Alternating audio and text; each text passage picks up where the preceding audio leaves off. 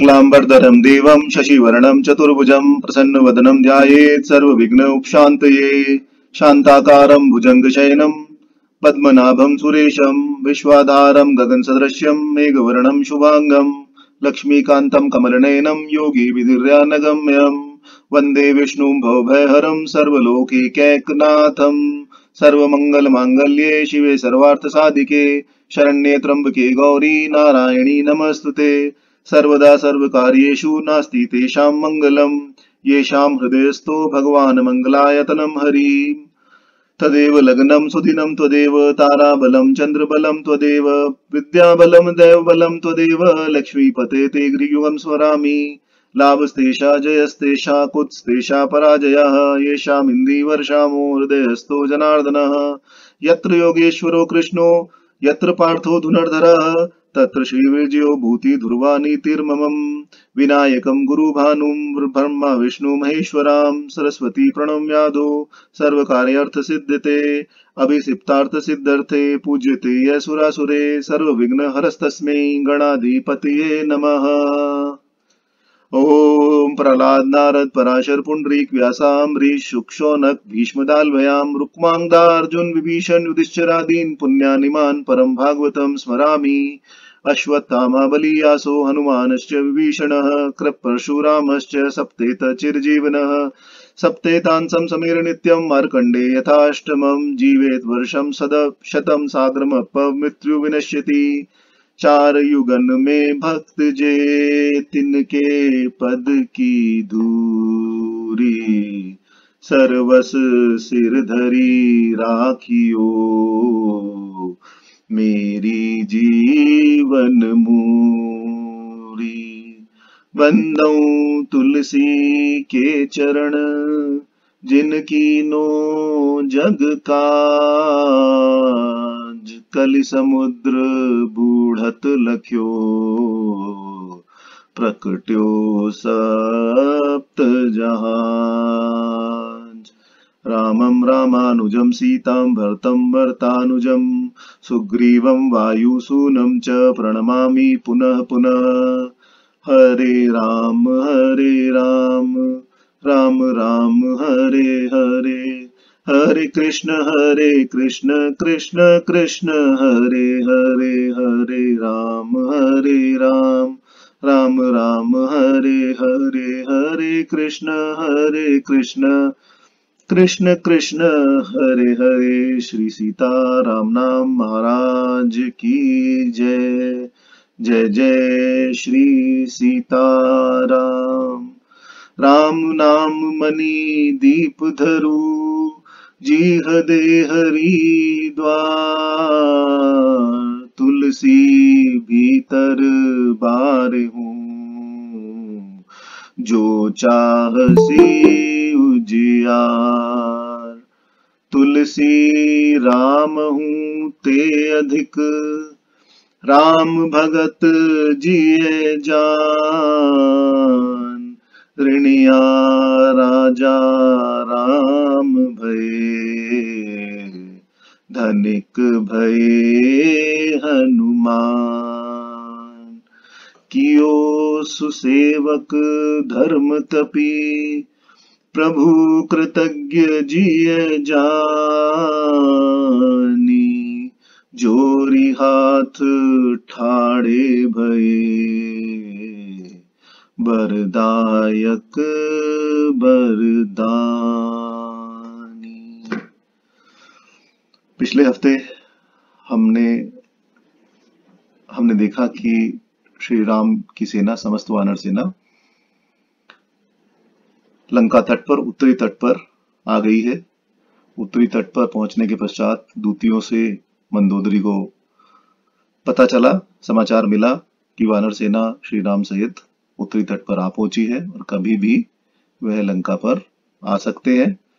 मंदोदरी ने उचित समझकर रावण को समझाने का प्रयास किया, परंतु रावण, जैसा कि तुलसीदास जी ने कहा है कि फूलई फरई न बेत यद्यपि सुधा बरसहि जलद और मूरख हृदय न चेत जो गुरु मिलहि बिरंची सम। कि आप बेत के पौधे को जितना भी पानी दे लो, बांस के पौधे को जितना भी पानी दे लो, चाहे बादल ही अमृत की वर्षा क्यों ना करने लगे, परंतु बेत, बांस अपना समय आने से पहले कभी भी फूलता फलता नहीं है, और उस पर कभी फूल भी नहीं लगते हैं। चाहे बादलों से बारिश में अमृत ही क्यों ना बरसने लगे, तब भी कभी बांस के पौधे पर फूल नहीं लगते। उसी प्रकार मूर्ख के हृदय में कभी चेत नहीं आता, मूर्ख को कभी समझ नहीं आता, चाहे ब्रह्मा जी स्वयं आकर ही उसको ना समझाएं तो रावण की भी समझ नहीं आया, और रावण मंदोदरी का उपहास उड़ाकर अपनी सभा में चला गया। सभा में यथा राजा तथा प्रजा, जैसा वह राजा वैसे ही उसके मंत्री। तो उन सभी मंत्रियों से उसने पूछा कि मुझे क्या करना चाहिए। तब तब उन्होंने कहा कि आपको कुछ करने की आवश्यकता नहीं है, आप चुपचाप बैठिए।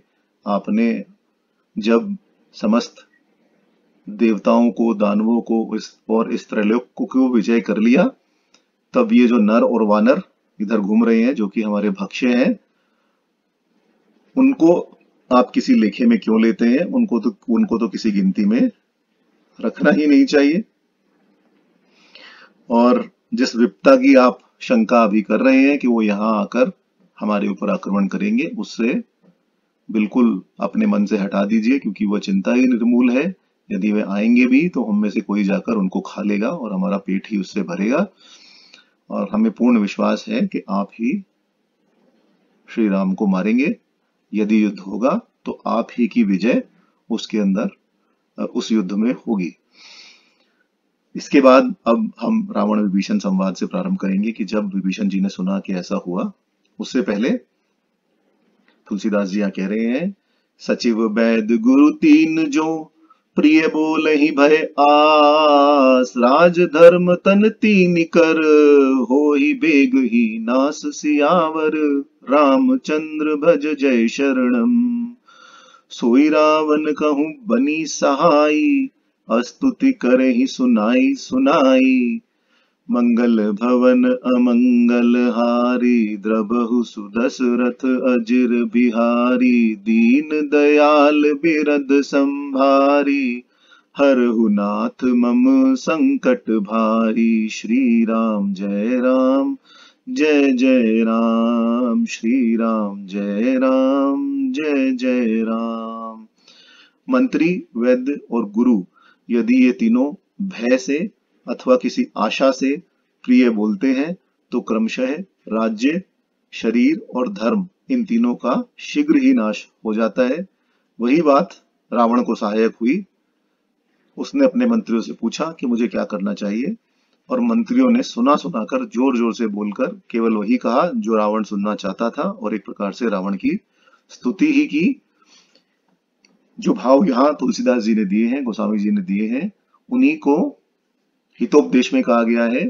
वैद्यो गुरुवंश्च मंत्री च यस्य राज्ञः प्रियं वदः, शरीर धर्म कोशेभ्य क्षिप्रम स परिहीयते। अर्थात जिस राज्य के वैद्य, गुरु और मंत्री प्रियवादी हो, वह शीघ्र शरीर, धर्म और कोश से रहित हो जाता है। बात यही है कि वैद्य भय से अथवा रोगी को प्रसन्न करने के लिए यदि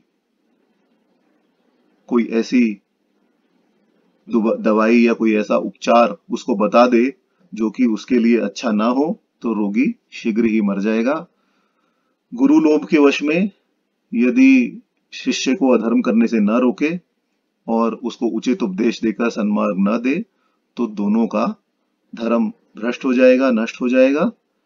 जैसा कि लोक भाषा में कहा जाता है कि लोभी गुरु लालची चेला, घोर नरक में ठेलम ठेला।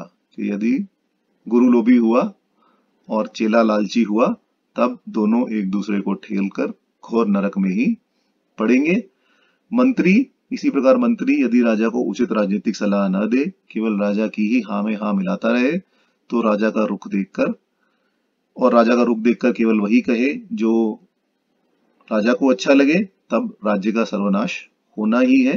राज्य का सर्वनाश होने से कोई नहीं बचा सकता। इस प्रकार यह कहकर राज्य से इस लोक, धर्म से परलोक और तन से यह लोक और परलोक दोनों को दिखाने वाला कहकर कहा कि यदि सचिव, वैद्य और गुरु विपरीत हो जाए तो न केवल इस लोक का परंतु परलोक का भी नाश हो ही जाता है। यहाँ तीनों सचिव, गुरु और वैद्य रावण पर विपरीत है, उसको उल्टी शिक्षा दे रहे हैं। मंत्री तो सुना सुनाकर उसकी स्तुति गाते हैं। अब इसका यदि आप उदाहरण देखें तो सुषेण वैद्य, रामचरितमानस के अनुसार सुषेण वैद्य जन्म भर लंका में सुख भोगते रहे, लंका में ही रहे। उन्होंने ही लक्ष्मण जी के लिए संजीवनी बताई और उन्हीं की वजह से हनुमान जी द्रोणागिरी पर्वत पर जाकर संजीवनी ला पाए और संजीवनी लाने के पश्चात उन्होंने लक्ष्मण जी को दी, जिससे लक्ष्मण जी के प्राण बच सके। तो यहाँ वैद्य विपरीत थे रावण के, क्योंकि यदि विपरीत नहीं होते तो संजीवनी मंगाकर लंका में ही रख लेते। जब उन्हें पता था कि संजीवनी से किसी भी मृत व्यक्ति को जीवित किया जा सकता है, तब उन्होंने वह संजीवनी मंगाकर लंका में क्यों नहीं रखी कि जैसे जैसे राक्षस मरते जाएंगे हम उन्हें संजीवनी बूटी देते जाएंगे और वो सभी राक्षस जीवित हो जाएंगे। परंतु उन्होंने ऐसा नहीं किया, क्योंकि न तो उनकी रावण में श्रद्धा थी और न ही रावण ने उनको ऐसा करने के लिए प्रेरित किया था।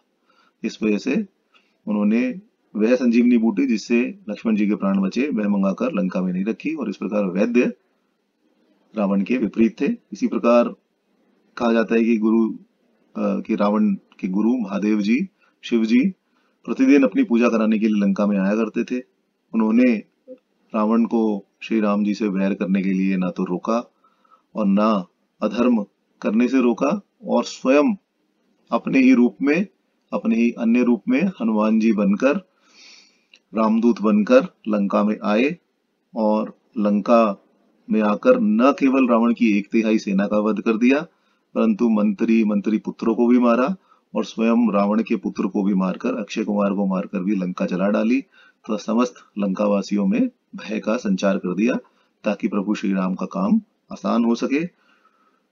इसी प्रकार अब मंत्री रावण को अनुचित सलाह ही देते हैं, कोई उसे उचित सलाह नहीं देता, सभी उसकी हाँ में हाँ मिला रहे हैं। साधारण अर्थ में देखें तो इसका अर्थ जो तुलसीदास जी कह रहे हैं वह यह है कि यदि आप भागवत विमुख हो जाएंगे तो सभी आपसे विमुख हो जाएंगे, सारी परिस्थितियां विपरीत हो जाएंगी, और भगवत विमुख नहीं होंगे, भगवत भक्त बने रहेंगे तो विपरीत परिस्थितियों में भी आपको कुछ ना कुछ साधन अवश्य मिल जाएगा, जैसा कि हनुमान जी को मिला। यहाँ कहा विभीषण जी ने, सोई रावण कहूं बनी सहाई, अस्तुति करें सुनाए सुनाई, कि रावण स्वयं ही यह सब कर रहा है, रावण अपने आप ही सब कुछ नष्ट करा रहा है, उसमें भी यह सहाय हो गए। इनमें से किसी ने भी ये नहीं कहा कि आप ये अनुचित कर रहे हैं, और विनाश के उपाय को इन्होंने केवल पुष्ट ही किया, स्ट्रांग ही किया। इन्होंने ऐसा नहीं किया, कोई ऐसा इन्होंने कर्म नहीं किया या ऐसी कोई सलाह रावण को नहीं दी कि यदि आप ऐसा कार्य करेंगे तो आपका नाश हो जाएगा, और सभी कुमंत्र देकर रावण के विनाश में सहायक बने हुए हैं। वे जानते तो है, जैसा कि पहले हमने चर्चा की थी, कि वे जानते हैं कि जासु दूत बल बरनी न जाई, तेही आए पुल कवन भलाई, कि जिसके दूत के बल का वर्णन नहीं किया जा सकता, वे यदि स्वयं लंका में आ गए तो क्या होगा। अपने घर में बैठ के तो यह सब वो चिंता करते हैं, परंतु रावण के सामने केवल उसकी स्तुति ही गाते हैं और पीछे भयभीत रहते हैं। अब जब विभीषण जी ने ऐसा सुना कि रावण को कोई उचित सलाह नहीं दे रहा है, तब अवसर जानी विभीषणु आवा, भरता चरण शीस तेहि नावा, पुनि सिरु नाई बैठ निज आसन, बोला बचन पाई अनुशासन, जो कृपाल पूछे ही मोहि बाता, मति अनुरूप कहूं हित ताता, मंगल भवन अमंगल हारी, द्रबहु सुदशरथ अजिर बिहारी, दीन दयाल बिरद संभारी, हरहु नाथ मम संकट भारी, श्री राम जय राम जय जय राम श्री राम, जय राम जय जय राम।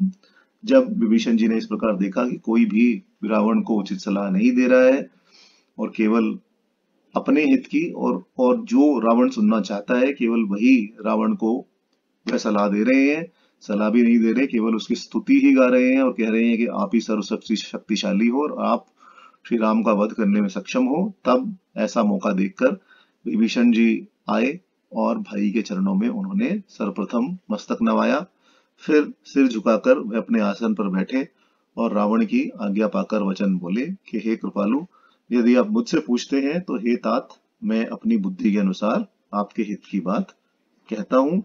विभीषण जी बुद्धिमान है और बुद्धिमान जन सदैव अवसर देखकर काम करते हैं। अब विभीषण जी ने जब यह देखा कि रावण सभी मंत्रियों से उनका मत पूछ रहा है और सभी मंत्रियों ने अपना अपना मत अब दे दिया है और एक तरह से वह रावण की किसी भी बातों का खंडन नहीं कर रहे हैं, बस जो कुछ रावण कह रहा है उस सभी में सहमति जता रहे हैं। तब उनको लगा कि अब चलना उचित है, अब मुझे रावण से बात करनी चाहिए और उसको उचित मत बताना चाहिए, क्योंकि रावण ने जो पूछा है वह उसने पूछा है कि आप मुझसे उचित मत कहो। सभी मंत्रियों से कहा है कि आप मुझसे उचित मत कहो और सभी ने उसको अनुचित कहा है। अभी कहने से संभव है कि शायद रावण मेरा कहना मान जाए, विभीषण जी का कहना मान जाए, उसके हृदय में बात बैठ जाए और वह मान ले।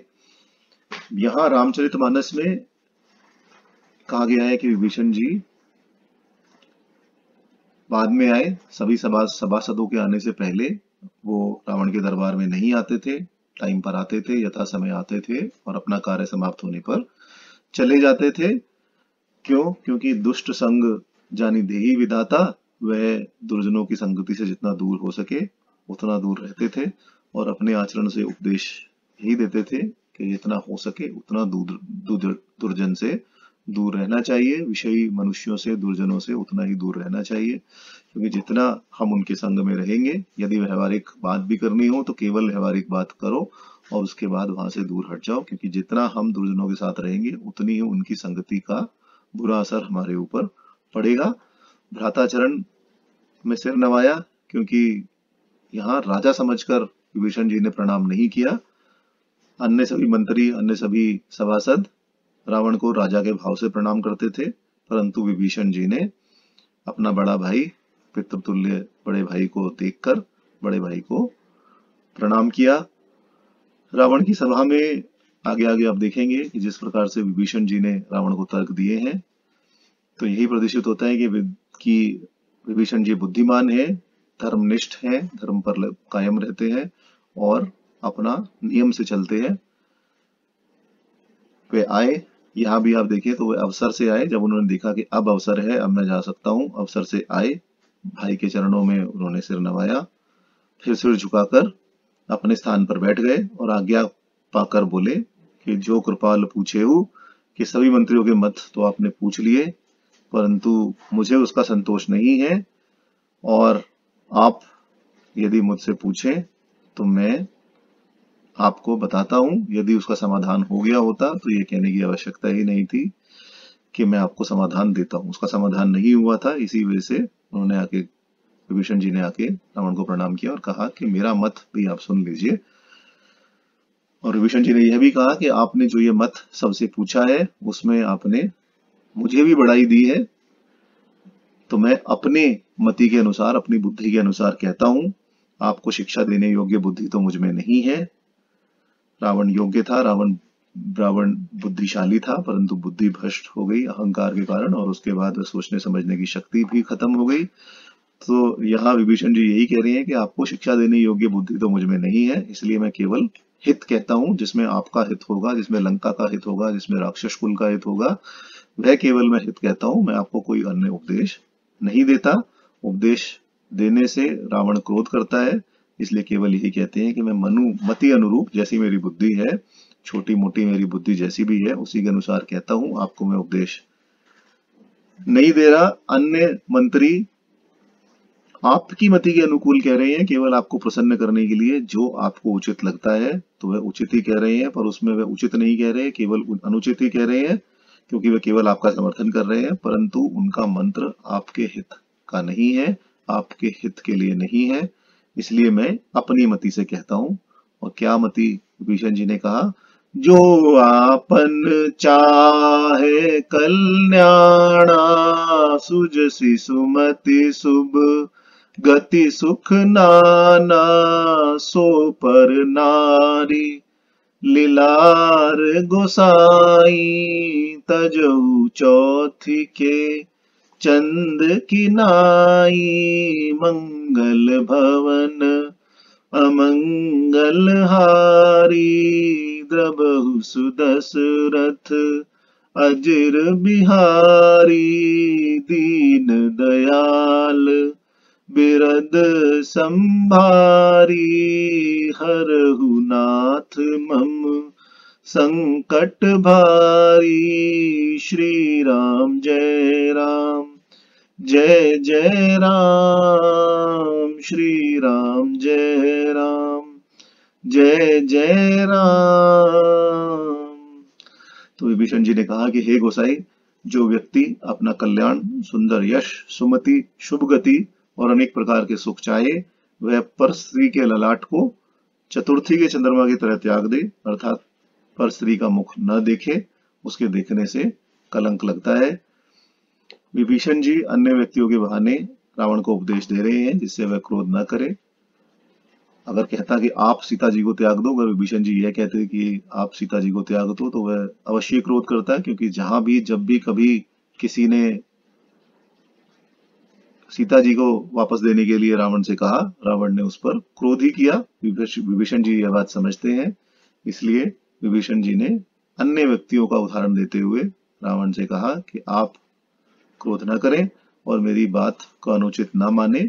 मैं तो आपको वो बता रहा हूं जिसमें आपका हित होगा। वैसे भी रावण बड़ा भाई है और राजा है, इसलिए सीधा न कहकर घुमा फिरा कर कहते हैं, जिससे वह समझ सके और अपने को सुधार ले। रावण में यदि हम देखें तो जो अवगुण आप कह सकते हैं रावण में है, वह सभी है, काम, क्रोध, लोभ, सभी परोक्ष यहाँ विभीषण जी ने कहे।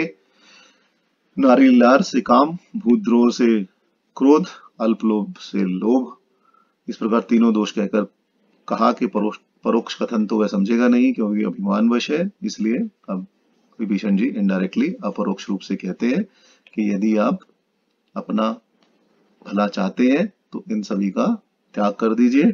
काम, क्रोध, मद, लोभ सब नाथ नरक के पंथ, ये पहले ही कह चुके हैं हनुमान जी। तो यहाँ विभीषण जी वस्तुतः तो सीता जी को वापस करने की ही प्रार्थना कर रहे हैं, इसलिए सबसे पहले काम का दोष दिखाते हैं कि उससे सुयश का नाश होता है, और दूसरे सुमति का नाश होता है, और तीसरे शुभ गति का नाश होता है। इसलिए आप इन सभी का त्याग कर दीजिए। और कामना, किसी भी वस्तु की अधिक कामना करने से सुखों का भी नाश होता है तथा कल्याण अर्थात भलाई का भी नाश होता है। इसलिए कहा कि इन सभी पांचों को नष्ट करने वाली पर स्त्री ही है जिसको आपने लंका में रखा हुआ है, और यह पांचों सत्संग से ही प्राप्त होते हैं। विभीषण जी संत हैं, इसलिए पांचों का उपदेश करते हैं। पांचों के लिए रावण को कहते हैं कि आप पर स्त्री का त्याग कर दीजिए और इन पांचों को सुरक्षित रखिए, अथवा यह पांच आपके अगेंस्ट जाकर आपको अंधकार में ढकेल कर आपका सर्वनाश ही करेंगे। अब यहाँ भी साधारण काव्यों की तरह, जैसे कि साधारण काव्यों में स्त्री के मुख के लिए चंद्रमा की उपमा दी जाती है, तो यहाँ भी गोस्वामी जी ने चंद्रमा की ही उपमा दी है। और चौथी के चंद की नाई कहा कि चतुर्थी के चंद्रमा की तरह त्याग कर दीजिए। पर नारी कहा जिस स्त्री के साथ धर्म शास्त्र अनुकूल पाणी ग्रहण और विवाह नहीं हुआ वह त्याज्य है। लीलार से मुख का बोध कराया। मुख शब्द का प्रयोग नहीं करना भी का कारण यही है कि यदि डायरेक्टली परोक्ष रूप में कहेंगे रावण से तो रावण उनकी बात मानेगा नहीं अभिमानवश, इसलिए सब कुछ अपरोक्ष में इनडायरेक्टली ही कह रहे हैं। और यही सूचना देते हैं कि परस्त्री का मुख चतुर्थी के चंद्रमा के समान कलंकी है, कलंक का देने वाला है, इसलिए आप उसका त्याग कीजिए। जैसी आपकी कहनी है वैसी ही करनी भी है। दूसरे से त्याग करने को कहते हैं और स्वयं भी इसी तरह से उन्होंने इस प्रकार, विभीषण जी ने इस प्रकार त्याग किया हुआ है परस्त्री का कि मुख का नाम भी नहीं लेते, मुख शब्द तक का त्याग कर दिया है, केवल लीलार से उसका संकेत कर दिया कि ऐसा अपूर्व त्याग विभीषण जी का है। लीलार से कर दिया कि आप सीता जी के मुख का त्याग कर दीजिए, सीता जी को वापस आप श्री राम को दे दीजिए। परंतु रावण यहाँ नहीं समझता। आगे फिर परोक्ष रूप में भी कहेंगे, डायरेक्टली भी रावण से कहेंगे कि आप सीता जी को वापस कर दीजिए, तब भी रावण नहीं मानेगा। परंतु यहाँ पहले उन्होंने यही कोशिश की, यही करने का प्रयास किया कि किसी प्रकार शायद मेरी इन अपरोक्ष बातों को सुनकर रावण सीता जी का त्याग कर दे और राक्षस कुल का नाश नहीं हो। अभी यहाँ आप देखें तो अभी केवल काम, कल्याण, सुयश आदि पांचों का नाशक कहा परस्त्री का मुख। आगे कहेंगे कि 14 भवनों और ऐश्वर्य का भी नाश उससे हो जाता है, ये हम आगे आएंगे। यहाँ गोसाई पद का इस्तेमाल विभीषण जी ने किया रावण के लिए, और गोसाई का भाव यही है कि आप राजा हैं, आपको चाहिए कि आप परस्त्री को ग्रहण न करें, और जो परस्त्री को ग्रहण करे उसे दंड दे, और स्वयं तो आपको कभी परस्त्री पर नजर भी नहीं रखनी चाहिए, परंतु उस ओर से इंद्रजीत होना चाहिए। राजा प्रजा के लिए आदर्श होता है, इसलिए आपको कोई भी व्यवहार ऐसा नहीं करना चाहिए कि आपको अपयश प्राप्त हो और राक्षस कुल का नाश हो। अब चतुर्थी के चंद्रमा का त्याग करने को क्यों कहा, तो आप देखें तो लोक व्यवहार में आप देखें तो एक श्लोक है जिसमें कहा गया है कि सिंह राशि पर सूर्य होने पर दोनों पक्षों की चतुर्थी में उदय हुए चंद्रमा का दर्शन कभी नहीं करना चाहिए। ज्योतिष चंद्रिका में भी यही कहा गया है कि सिंहादित्य भद्रमा से चतुर्था चंद्र दर्शने मिथ्याभे दूषणम कुत्या स्मरण पश्चेन तम सदा, इसका हमेशा त्याग करना चाहिए। एक लोक कथा भी है, ऑल्दो इसका आधार मुझे कहीं नहीं मिला, परंतु एक लोक कथा है कि एक बार चंद्र दर्शन एक बार गणेश जी अपने वाहन चूहे पर से, मूसे पर से फिसल पड़े। यह देखकर चंद्रमा उन पर हंस पड़ा। इस पर उन्होंने चंद्रमा को शाप दे दिया कि जो तेरा दर्शन करेगा उसे कलंक लगेगा। शाप सुनकर देवताओं में हाहाकार मच गया, क्योंकि चंद्रमा के बिना संसार का पोषण असंभव हो जाएगा। देवताओं की प्रार्थना करने पर उन्होंने अनुग्रह कर कहा कि अच्छा, केवल चतुर्थी को ही चंद्र दर्शन का निषेध रहेगा। जिस तिथि को मैं चूहे से गिरा और जिस तिथि को तुम फंसा, सिर्फ उसी तिथि को चंद्र दर्शन का निषेध रहेगा, बाकी समय चंद्र दर्शन किया जा सकता है। तब से भाद्र शुक्ल चतुर्थी के चंद्रमा को त्याज्य कहा गया है कि उस समय चंद्र दर्शन नहीं करना चाहिए। साधारण जीवों की तो बात ही क्या है, हम श्रीमद् भागवत की कुछ समय पहले चर्चा कर रहे थे। तो आप श्रीमद् भागवत में देखें तो कृष्ण जी को चतुर्थी के चंद्रमा, भाद्र पक्ष के भाद्र शुक्ल चतुर्थी के चंद्रमा का दर्शन करने पर समयंतक मणि की चोरी तक का मिथ्या आरोप उनके ऊपर लगा। अतः चौपाई का भाव यह है कि चंद्रमा कैसा सुंदर, स्वच्छ और नेत्रों को सुखद प्रतीत होता है, परंतु चतुर्थी के चंद्रमा को देखने से सुयश का नाश हो जाता है, और अपने सुयश का नाश से यदि आप बचना चाहते हैं तो उसकी ओर देखना, चंद्रमा की ओर देखना नहीं चाहिए। वैसे ही पर स्त्री के मुख को देखने का फल होता है। अब यहाँ एक शंका यह आती है कि समयंतक मणि की जो कथा है वह तो द्वापर से प्रचलित है, और विभीषण जी रावण से त्रेता युग में इसको त्याज्य बताते हैं, तब कहते हैं कि इसका त्याग करना चाहिए। तो तब लोग क्या सुनाते थे। अब हम यदि श्रीमद् भागवत ही देखें तो उसमें जो समयंतकों का आख्यान किया गया है, समयंतक मणि की जो कथा कही गई है, उसका फलश्रुति यह है कि ईश्वर भगवान विष्णु का यह पराक्रम युक्त, दुखहरण और अत्यंत मंगलकारी चरित्र जो सुने, पढ़े अथवा स्मरण करे, उसका कलंक तथा कलंक का उत्पन्न करने वाला पाप भी नष्ट हो जाता है और शांति ही प्राप्त होती है। किंतु ऐसा नहीं है कि केवल द्वापर युग से ही यह प्रचलित है, बल्कि यह त्रेता युग में भी प्रचलित था कि चतुर्थी के चंद्रमा का त्याग करना चाहिए। आगे विभीषण जी ने अभी अपरोक्ष रूप में कहा, रावण को समझ नहीं आया। विभीषण जी समझ गए कि रावण को खुद समझ नहीं आ रहा है, तो आगे धीरे धीरे विभीषण जी अब डायरेक्टली कहना प्रारंभ करते हैं। अभी इनडायरेक्टली ही कह रहे हैं, अभी अपरोक्ष रूप में ही कह रहे हैं, परंतु धीरे धीरे आगे वो कहेंगे कि श्री राम की भक्ति जो नहीं करता उसका नाश होना संभव है और उसका नाश होगा ही। आगे विभीषण जी ने कहा, 14 भुवन एक पति होई, भूत द्रोह तिष्ठई नहीं सोई, गुण सागर नागर नर जो, अल्प लोभ भल कहि न को, काम क्रोध मद लोभ सब नाथ नरक के पन, सब परिहरि रघुबीरहि, भजौ भजहि जेहि संत सियावर, रामचंद्र भज जय शरणम, मंगल भवन अमंगल हारी, द्रबहु सुदशरथ अजिर बिहारी, दीन दयाल बिरद संभारी, हरहु नाथ मम संकट भारी, श्री राम जय राम जय जय राम, श्री राम जय राम जय जय राम। विभीषण जी ने रावण से कहा कि 14 भुवनों का यदि एक अकेला भी स्वामी हो, वह भी जीवद्रोह से ठहर नहीं सकता, अर्थात ऐसा भी राजा भूतद्रोह करने से नष्ट हो जाता है। जो मनुष्य गुण सागर अर्थात सर्वगुण संपन्न और चतुर हो, उसको चाहे अल्प लोभ ही क्यों ना हो तो भी कोई भला नहीं कहता। यदि वह लोभी है तो उसको चाहे अल्प लोभ भी क्यों ना हो और वह सर्वगुण संपन्न और चतुर भी हो, तब भी उसको कोई ये नहीं कहता कि अच्छा आदमी है। हमेशा उसको यही कहा जाता है कि ये लालची है। हे नाथ, काम क्रोध मद लोभ ये सब नरक के पंथ हैं, इन सभी को छोड़कर श्री रघुवीर जी को भजो, जिन्हें संत भजते हैं, जिनका भजन संत करते हैं। यहाँ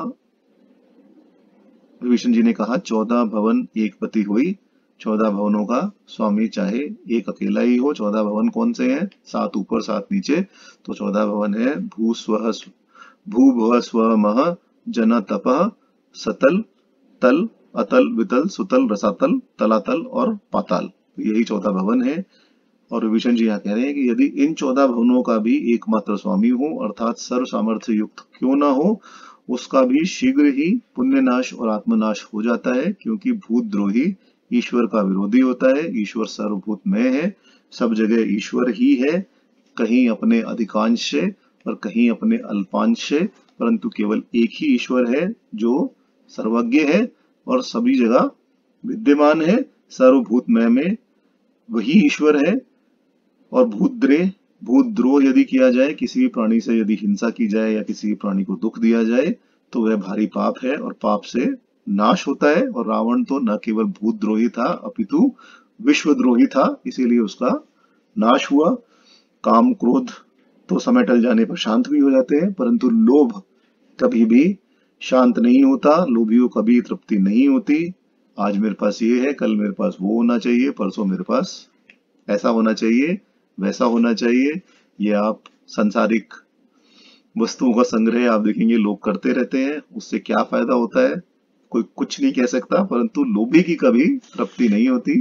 आज मेरे पास मारुति है तो मुझे अच्छी गाड़ी चाहिए, मुझे BMW चाहिए, BMW है तो पोर्शे चाहिए, पोर्शे है तो बेंटले चाहिए। तो ये कभी भी लोभ का अंत नहीं होता। कामना कभी शांत नहीं होती और कामना की प्राप्ति हो जाने पर भी संतोष नहीं होता, लोभ बढ़ता ही रहता है। इसलिए गोस्वामी जी ने रामचरितमानस को भी यदि आप देखें तो यही कहकर, और बहुत जगह आप देखेंगे कि यह रामचरितमानस में गोस्वामी जी ने कहा है और जो समाप्त किया है वो यही कहा है, काम ही नारी प्यार जिमी, लोभ ही प्रिय जिमी दाम, तिमी रघुनाथ निरंतर, प्रिय लागू मोहि राम।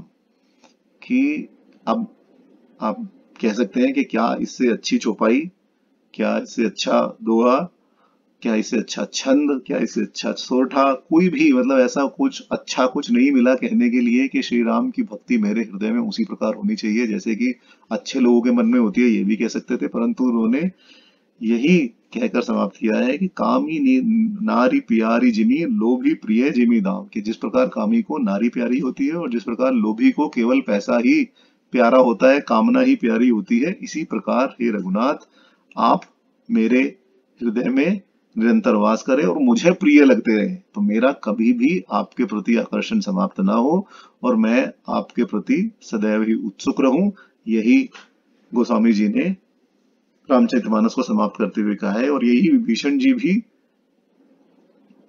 रावण को समझा रहे हैं कि अपने लाभ को छोड़ दो, काम क्रोध को छोड़ दो, क्योंकि लोभी कभी तृप्ति नहीं होती और उस लोभ में पड़े रहकर उसका नाश ही होता है।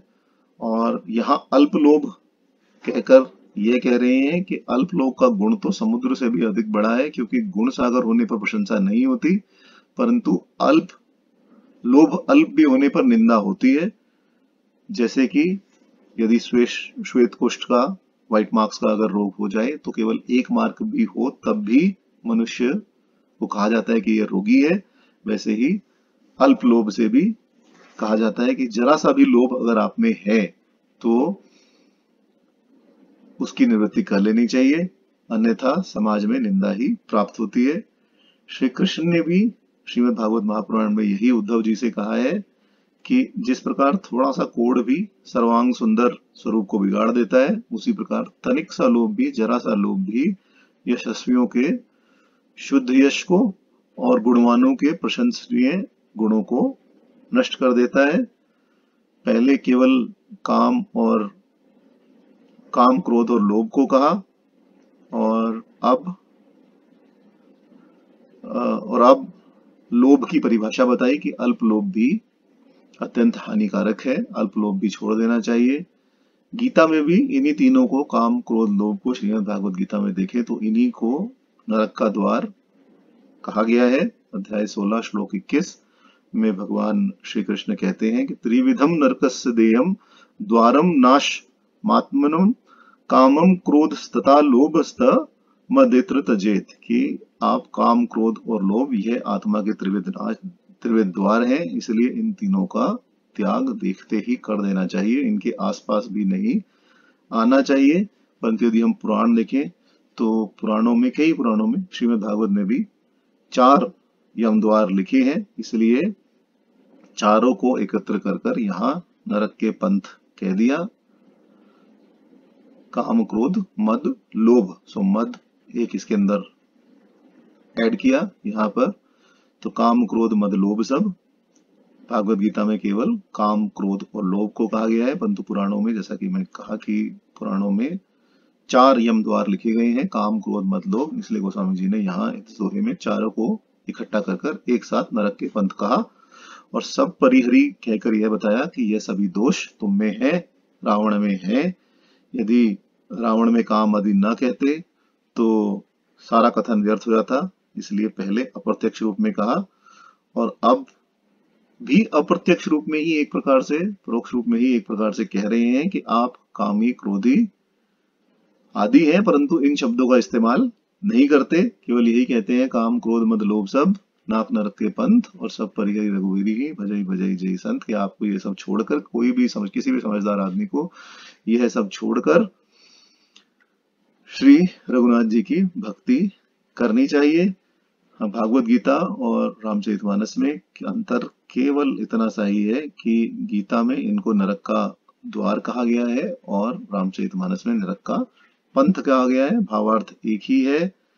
श्रीमद् भागवत में कृष्ण जी ने अर्थ धन के कारण जो 15 अनर्थ मनुष्यों को होते हैं उनका वर्णन इस प्रकार किया है कि धन के उपार्जन में, कि अर्थस्य साधने सिद्ध्यम उत्कर्षणे रक्षणे वये नाशोपभोग आयास्त्रा संचिता भ्रमोन्नराम सतेयम हिंसा नृतम दंभ काम क्रोध संयो नदः।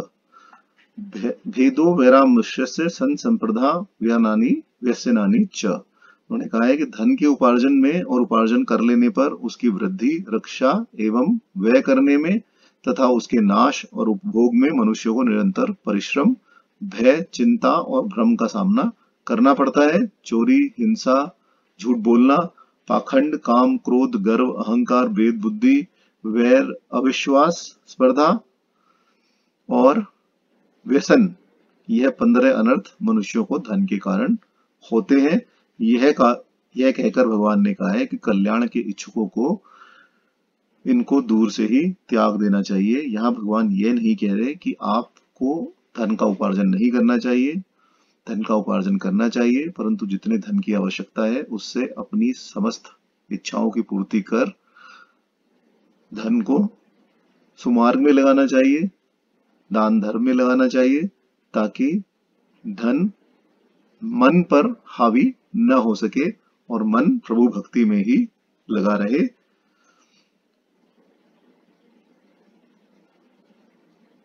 और भागवत गीता में यह भी और श्रीमद् भागवत महापुराण में यह भी कहा गया है कि इस लोक में यदि धन का लोभ बढ़ जाए तो वह केवल अपने मन को संतप्त करने के लिए, मन को चिंता में डालने के लिए ही होता है और मरने पर नरक का कारण बनता है, क्योंकि उस धन का उपयोग एक तो इस प्रकार से किया जाता है कि धर्म का पालन नहीं होता, दूसरा जैसा कि श्री कृष्ण ने कहा कि वो चोरी, हिंसा, मिथ्या भाषण, पाखंड, काम, क्रोध, गर्व, अहंकार, भेद बुद्धि, वैर, अविश्वास, स्पर्धा, किसी भी कारण व्यसन से तो इस प्रकार धन का उपार्जन किया जाता है और फिर उस धन का उपयोग धर्म कार्यों के लिए नहीं किया जाता और फिर वह मरने पर पाप रूप में नरक का कारण बनता है। और विभीषण जी ने आगे कहा कि रघुवीर श्री राम जी का नाम अपवर्ग का मार्ग है, उसे ग्रहण करो। मंदोदरी जी ने भी ऐसा ही कहा था कि श्री राम का भजन करो, श्री राम मनुष्य नहीं है, श्री राम भगवान है, यही विभीषण जी आगे भी कहेंगे। और किस प्रकार भजन करो? भजन इस प्रकार करो, भजई जेहि संत, क्योंकि संत से बड़ा कोई नहीं है। अतः जिस प्रकार नारद, शुक, सनकादिक, शिव जी आदि संत जिनका भजन करते हैं, तुम भी उनका भजन करो। जिस प्रकार संत सब परिहरी सब कुछ छोड़कर केवल भगवान का ही भजन करते हैं, भगवान की ही स्तुति गाते हैं, भगवान में ही अपने मन को रमाते हैं, वैसे ही तुम भी भजो। यहाँ श्री राम विशेषण न देकर रघुवीर विशेषण हनुमान जी ने दिया, तो उससे हम इसकी चर्चा पहले भी कर चुके हैं। यही बताया कि वह पंच वीरता युक्त है, कृपावीर है, तुम्हारे अपराधों को क्षमा कर देंगे, दानवीर है, लंका का अचल राज्य तुम्हें देंगे, विद्यावीर है, ज्ञान भक्ति शुभ गति देंगे, धर्मवीर है, धर्म की रक्षा के लिए लड़ेंगे, धर्म युद्ध करेंगे, युद्धवीर है, अतः तुम्हारी वीरता उनके सामने कुछ भी काम नहीं करेगी, इसलिए तुम केवल उनका भजन करो। अब प्रत्यक्ष रूप में जब रावण को यह भी समझ नहीं आया, तब विभीषण जी ने प्रत्यक्ष रूप में रावण को समझाना शुरू किया कि तात राम नहीं नर भूपाला, भुवनेश्वर कालहु कर काला, ब्रह्म अनामय अज भगवंता, व्यापक अजित अनादि अनंता, मंगल भवन अमंगल हारी, द्रबहु सुदशरथ अजिर बिहारी, दीन दयाल बिरद संभारी, हरहु नाथ मम संकट भारी, श्री राम जय राम जय जय राम, श्री राम जय राम जय जय राम।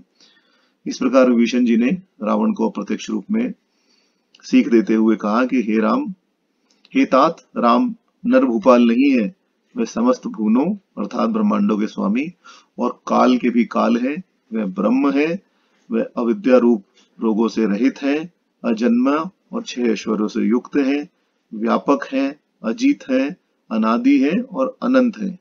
अब विभीषण जी ने पहले परोक्ष रूप में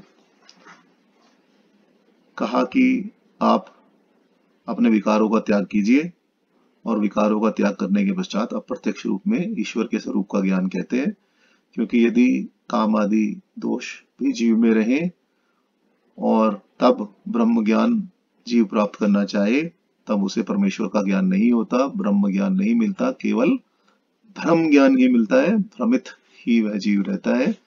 इसलिए यहाँ पहले विभीषण जी ने कहा कि पहले अपने विकारों का त्याग करो और उसके बाद अपना मन परमेश्वर में लगवाओ, तभी तुम्हें भगवत तत्व का बोध होगा और तभी तुम्हें भक्ति प्राप्त होगी। इसीलिए भक्त भी सदा भगवान से भक्ति मांगते हैं। और हमने सुंदरकांड के प्रारंभ में भी देखा कि तुलसीदास जी ने इसी मंत्र से स्तुति की है कि काम आदि दोष रहितम कुरु मानसं च, कि मुझे काम आदि दोषों से रहित कर दो, मेरे मन को पवित्र कर दो, काम आदि दोषों से उसको रहित कर दो। अब रावण को संदेह यह भी है कि श्री राम भगवान नहीं है, वह श्री राम को साधारण नर समझता है और सभी मंत्री भी उसको यही सलाह दे रहे हैं कि नर बानर के ही लेखे माही। इस पर विभीषण जी कहते हैं कि तात राम नहीं नर भूपाला, कि मंत्री जी जो कहते हैं और जो आप समझ रहे हैं कि श्री राम मनुष्य हैं, राजकुमार हैं, यह ठीक नहीं है, यह उचित नहीं है। अनेक ब्रह्मांड है इस संपूर्ण विश्व में, यदि आप देखें इस संपूर्ण सृष्टि में आप देखें तो अनेकों ब्रह्मांड है और उन ब्रह्मांडों को भी काल खा जाता है। तो भुवनेश्वर कालहु कर काला का कथन का भाव यह है कि काल ब्रह्मांडों को खा जाता है, परंतु प्रभु की आज्ञा, श्री राम की आज्ञा के बिना वह ऐसा नहीं कर सकता, क्योंकि प्रभु समस्त ब्रह्मांडों के भी स्वामी है और काल के भी काल है। अर्थात जो काल ब्रह्मांडों को खा जाता है उस काल को प्रभु भी खा जाते हैं। प्रभु श्री राम ही स्वामी है, प्रभु श्री राम ही शासक हैं, प्रभु श्री राम ही प्रेरक हैं, प्रभु श्री राम ही नियामक हैं और प्रभु श्री राम ही प्रवर्तक हैं। और इस प्रकार प्रभु श्री राम का रूप जो विभीषण जी ने यहाँ रावण को दर्शाया और जो रामचरितमानस में भी या वाल्मीकि रामायण में भी कहा गया है, वह यही है कि प्रभु श्री राम उस सर्व समर्थ ईश्वर का ही रूप है। वे ईश्वर साक्षात रूप में पृथ्वी का भार हरण करने के लिए अवतरित हुए हैं। और इस प्रकार प्रभु को पहले देशातीत काल से सिद्ध किया कि यह केवल मनुष्य नहीं है, केवल अभी उत्पन्न नहीं हुए, पहले भी उत्पन्न हुए हैं और आगे भी उत्पन्न होते रहेंगे जब जब जरूरत पड़ेगी। और इसलिए उनको ब्रह्म कहा है विभीषण जी ने, क्योंकि ब्रह्म देश काल में, किसी भी देश में, किसी भी काल में, दोनों में ही नहीं है। इन दोनों का नाश हो जाने पर भी वह ब्रह्म ही रहता है। जब कलयुग की समाप्ति के पश्चात पुनः प्रलय आएगी, जब ब्रह्मा जी अपनी सृष्टि को समेट लेंगे, जब ईश्वर अपनी सृष्टि को समेट लेंगे ब्रह्मा जी के द्वारा, तब केवल ब्रह्म ही विशेष रह जाएगा, केवल ब्रह्म ही रह जाएगा और उसी ब्रह्म से दोबारा सृष्टि का आरंभ होगा।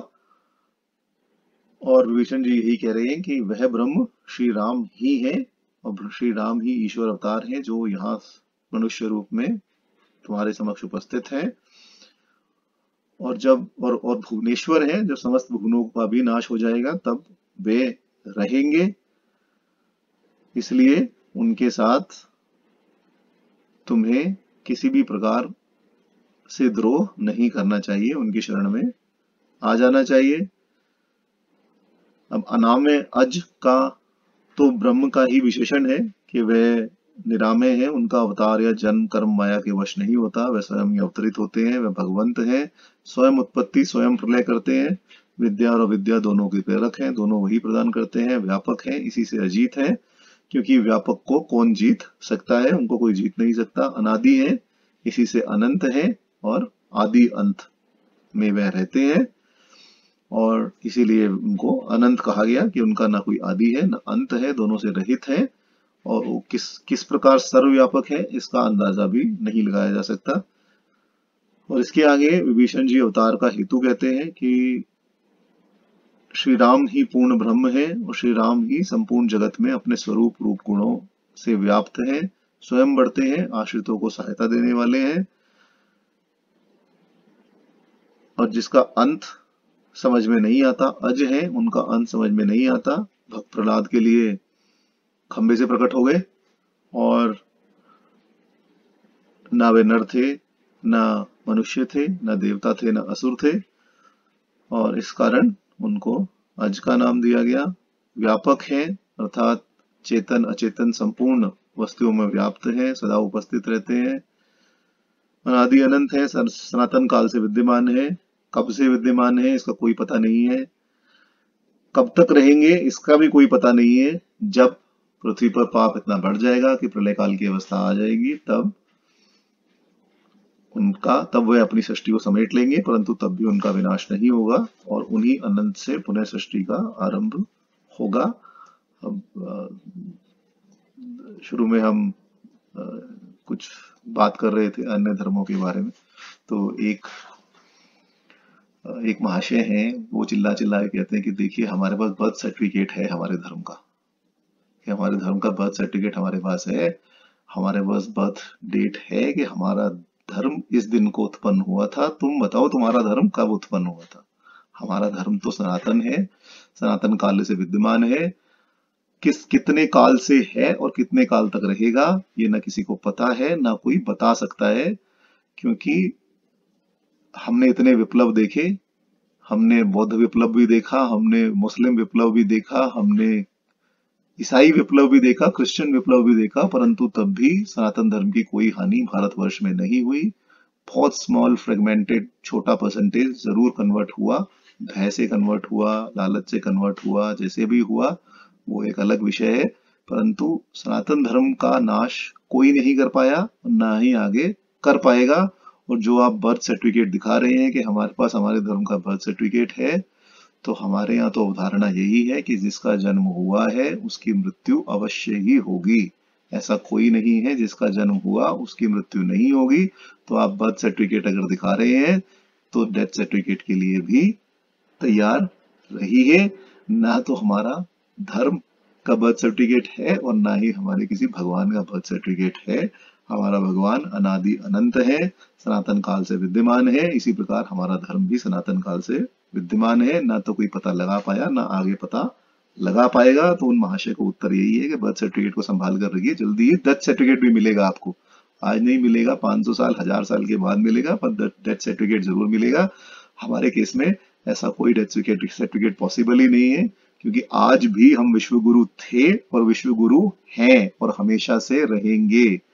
अगर हम पाश्चात्य विद्वानों की भी बात माने, तब भी वो मानते हैं कि हमारा धर्म कम से कम 5000 से 7000 साल पुराना है, 60 से 70,000 साल पुराना हो सकता है। वाल्मीकि रामायण के विषय में कहा जाता है कि बताओ वाल्मीकि रामायण कब लिखी गई, तो वाल्मीकि रामायण में तब लिखी गई मेरे हिसाब से, और जो वाल्मीकि रामायण में श्लोक हैं, तो वाल्मीकि रामायण तब लिखी गई जब पृथ्वी पर डायनासोर रहते थे। मैं ऐसा किस लिए कह रहा हूँ, क्योंकि एक जानवर का रेफरेंस वाल्मीकि रामायण में आता है जिसको कि शरभ कहा गया है। शरभ, अब आज की भाषा में आप शरभ देखें तो सिंह का प्रतीक होता है, परंतु शरभ कैसा प्राणी था इसका उदाहरण भी दिया गया है वाल्मीकि रामायण में, जिसमें कहा गया है कि शरभ एक ऐसा प्राणी था जिसके कि 8 पैर होते थे और वह पंख से युक्त होता था और 100 सिंहों के बराबर होता था, कि 100 शेर भी आप उसके सामने खड़े कर दो तब भी वह उनसे बड़ा था। और सिंह, लायन और टाइगर उसको देखते ही भाग जाता था, उसके सामने खड़ा नहीं रहता था। तो यदि ऐसे जानवर का उल्लेख वाल्मीकि रामायण में है, क्लियर श्लोक है, तब आप समझ सकते हैं कि वाल्मीकि रामायण की रचना कब हुई होगी। इसलिए हमारा धर्म भी अनंत है, हमारे भगवान भी अनंत है, आदि अनंत है, ना उनका आदि है न अंत है, न जन्म हुआ है न ही मृत्यु होगी। आगे विभीषण जी ने क्या कहा? विभीषण जी ने कहा, गोद्विज धेनु देव हितकारी, कृपा सिंधु मानुष तनुधारी, जन रंजन भंजन खल भ्राता, वेद धर्म रक्षक सुन भ्राता, मंगल भवन अमंगल हारी, द्रवहु सुदशरथ अजिर बिहारी, दीन दयाल बिरद संभारी, हरहु नाथ मम संकट भारी, श्री राम जय राम जय जय राम, श्री राम जय राम जय जय राम। आगे श्री राम के विषय में बताते हुए विभीषण जी ने कहा कि कैसे हैं पृथ्वी, ब्राह्मण, गो और देवता का हित करने वाले हैं, दया के सागर हैं, दया करके ही, पृथ्वी पर दया करके ही उन्होंने मनुष्य रूप धारण किया है। हे भाई सुनिए, राम रघुराई जन को आनंद देने वाले, दुष्टों के समूह के नाशक और वेद तथा धर्म के रक्षक हैं। अभी सब कुछ समझाकर विभीषण जी वर्तमान का हाल रावण से कह रहे हैं और इसी कारण कहा कि श्री राम मनुष्य तनुधारी हैं। अन्यथा भगवान तो अनेक शरीर धारण कर कर पृथ्वी की रक्षा दूर करते हैं, देवताओं के दुख दूर करते हैं, चाहे वह मत्स्य अवतार हो, चाहे कूर्म अवतार हो, चाहे मोहिनी अवतार हो। इसलिए यहाँ विशेषण रूप देकर विभीषण जी कह रहे हैं कि मानुष तनुधारी है, कि इस समय वह मनुष्य रूप में पृथ्वी पर विद्यमान है। पहले आप देखें तो विभीषण जी ने भी गो को आदि में कहा कि गौ के रक्षक हैं, क्योंकि श्री राम का अवतार भी तभी हुआ था जब पृथ्वी ने गौ का रूप धारण किया और भगवान से प्रार्थना की और कहा कि मेरे ऊपर भार अत्यधिक है, निशाचर दुराचारी राक्षस बढ़ गए हैं, खलों का विकास हो रहा है, तो आप इनका नाश कीजिए। तभी पृथ्वी का भार कम करने के लिए भगवान विष्णु परमपिता परमात्मा श्री राम रूप में पृथ्वी पर अवतरित हुए। निशाचरों का वध होगा और सभी द्विज और देवताओं का हित होगा। मनुष्य तन धारण किया, इस वजह से कृपा सिंधु विशेषण दिया, क्योंकि अवतार का मुख्य कारण, श्री राम अवतार का मुख्य कारण यदि हम देखें तो मर्यादा स्थापित करना तो है ही है, साथ साथ पृथ्वीवासियों पर कृपा करना भी है। और कहा कि श्री राम प्राकृत नर नहीं है, ब्रह्म नर रूप है, इसलिए तुम्हारा ही वध करने के बाद, यहाँ प्रत्यक्ष रूप में तो भी विभीषण जी ने नहीं कहा, पर यही कह रहे हैं कि तुम्हारा वध करने के लिए ही भगवान श्री राम रूप में अवतरित हुए हैं। केवल अभिप्राय से यहाँ यह बता दिया रावण को कि गोद्विज धर्म के रक्षक हैं और तुम इन सब के विरोधी हो। अब किसका नाश करने के लिए वो यहाँ आए हैं, आप खुद समझ लो, आप खुद समझदार हैं। मुझे इसमें कहने का कोई आशय नहीं है, परंतु नर्तन केवल तुम्हें ही मारने के लिए हुआ है, क्योंकि तुम्हारी मृत्यु भी मनुष्य के हाथ ही लिखी है। इसलिए साक्षात ब्रह्म ही नर रूप में उत्पन्न हुए हैं, उनसे वैर मत करो और उनकी शरण में चले जाओ। और फिर कहा जन रंजन भंजन खल भ्राता, और इसी प्रकार व्यवहार कहा कि क्या करेंगे सबसे पहले, कि जन रंजन की समाज का कल्याण करेंगे, सभी को आनंद देंगे और खल का भंजन करेंगे। भागवत गीता में भी भगवान श्री कृष्ण ने अवतार का कारण यही कहा है कि परित्राणाय साधुना विनाशाय च दुष्कृताम धर्म संसार प्रणाथाय संभवामि युगे युगे। पहले प्रथम जन रंजन कहा, क्योंकि इन्हीं की रक्षा के लिए खलों का वध करते हैं और खल वध होने से धर्म जन वेद सभी की रक्षा होती है, इसीलिए भंजन खल लाता कहकर तब वेद धर्म रक्षक कहा।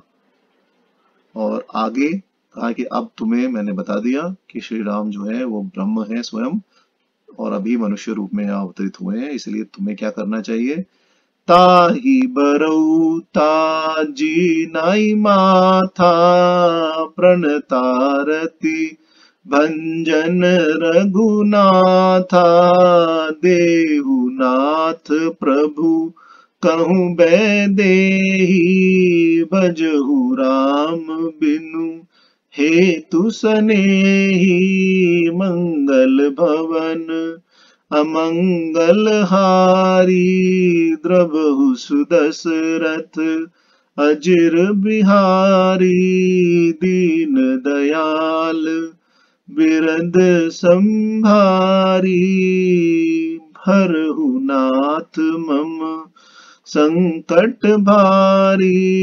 श्री राम जय राम जय जय राम, श्री राम जय राम जय जय राम। इस प्रकार विभीषण जी ने कहा कि वैर छोड़कर, सही प्रकार की दुश्मनी श्री राम से छोड़कर उनको मस्तक नवाइए। श्री रघुनाथ जी प्रणता रति है, केवल प्रणाम मात्र से ही शरणागत के दुख का नष्ट करने वाले हैं, इसलिए उनको सिर झुकाकर प्रणाम कीजिए, वह आपको माफ कर देंगे, आपको क्षमा दे देंगे। हे नाथ, प्रभु को वैदेही दी दीजिए और बिना कारण ही स्नेह करने वाले रघुनाथ जी को भजिए, इसी से आपका कल्याण है, केवल उन्हीं का भजन कीजिए। यदि आप उनका भजन नहीं करेंगे तो तुम्हारा कल्याण होना संभव ही नहीं है। तो विभीषण जी ने वस्तुतः यही कहा कि अपने वीर होने का अभिमान जो तुम्हें है, जो तुम मंदोदरी को कहकर आए हो, जो तुम यहाँ सभा में भी कह रहे हो, उस अभिमान को छोड़ दो। केवल मस्तक जाकर श्री राम के चरणों में झुका दो, उनको प्रणाम कर लो। उनको कुछ पूजा भेंट इत्यादि भी नहीं चाहिए, सिर्फ जाकर आर्तवाणी से उनको प्रणाम करो और कहो कि मेरी रक्षा कीजिए, तब वह तुम्हारी रक्षा अवश्य करेंगे। आप आगे देखेंगे कि जैसे अभी रावण को विभीषण जी समझा रहे हैं, उसी प्रकार जाकर विभीषण जी श्री राम को स्वयं प्रणाम करते हुए कहेंगे कि त्राहि त्राहि आरती हरन सरन सुखद रघुबीर। तो त्राहि त्राहि कहना यही आर्त रूप में, आर्तवाणी से, दुखी वाणी से, शरणागत वाणी से प्रभु की शरण लेना है। और इस प्रकार याचना करते हुए कहा कि आप